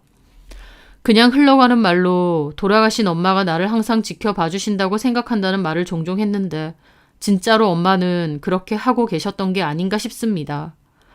행복한 꽃길인 줄 알았는데 알고 보니 남의 피와 원망으로 얼룩진 진흙길이었다는 것을 알게 되니 3주 전이든 뭐든 파혼을 선택한 것이 참 다행이다 싶더군요. 저는 그 뒤로는 다시 결혼 생각이 없어져 혼자서 잘 지내고 있습니다. 때로는 외롭기도 하고 가보지 못한 길이 아쉽기도 하지만 또 이렇게 혼자서 유유자적 사는 것도 나쁘지 않기에 굳이 결혼에 연연하지 않고 잘 살아보려 합니다. 멀리서도 늘 아들을 걱정해주는 엄마를 생각해서라도 제가 더 씩씩하고 재밌게 잘 살아야겠죠. 제 사연 들어주셔서 감사합니다.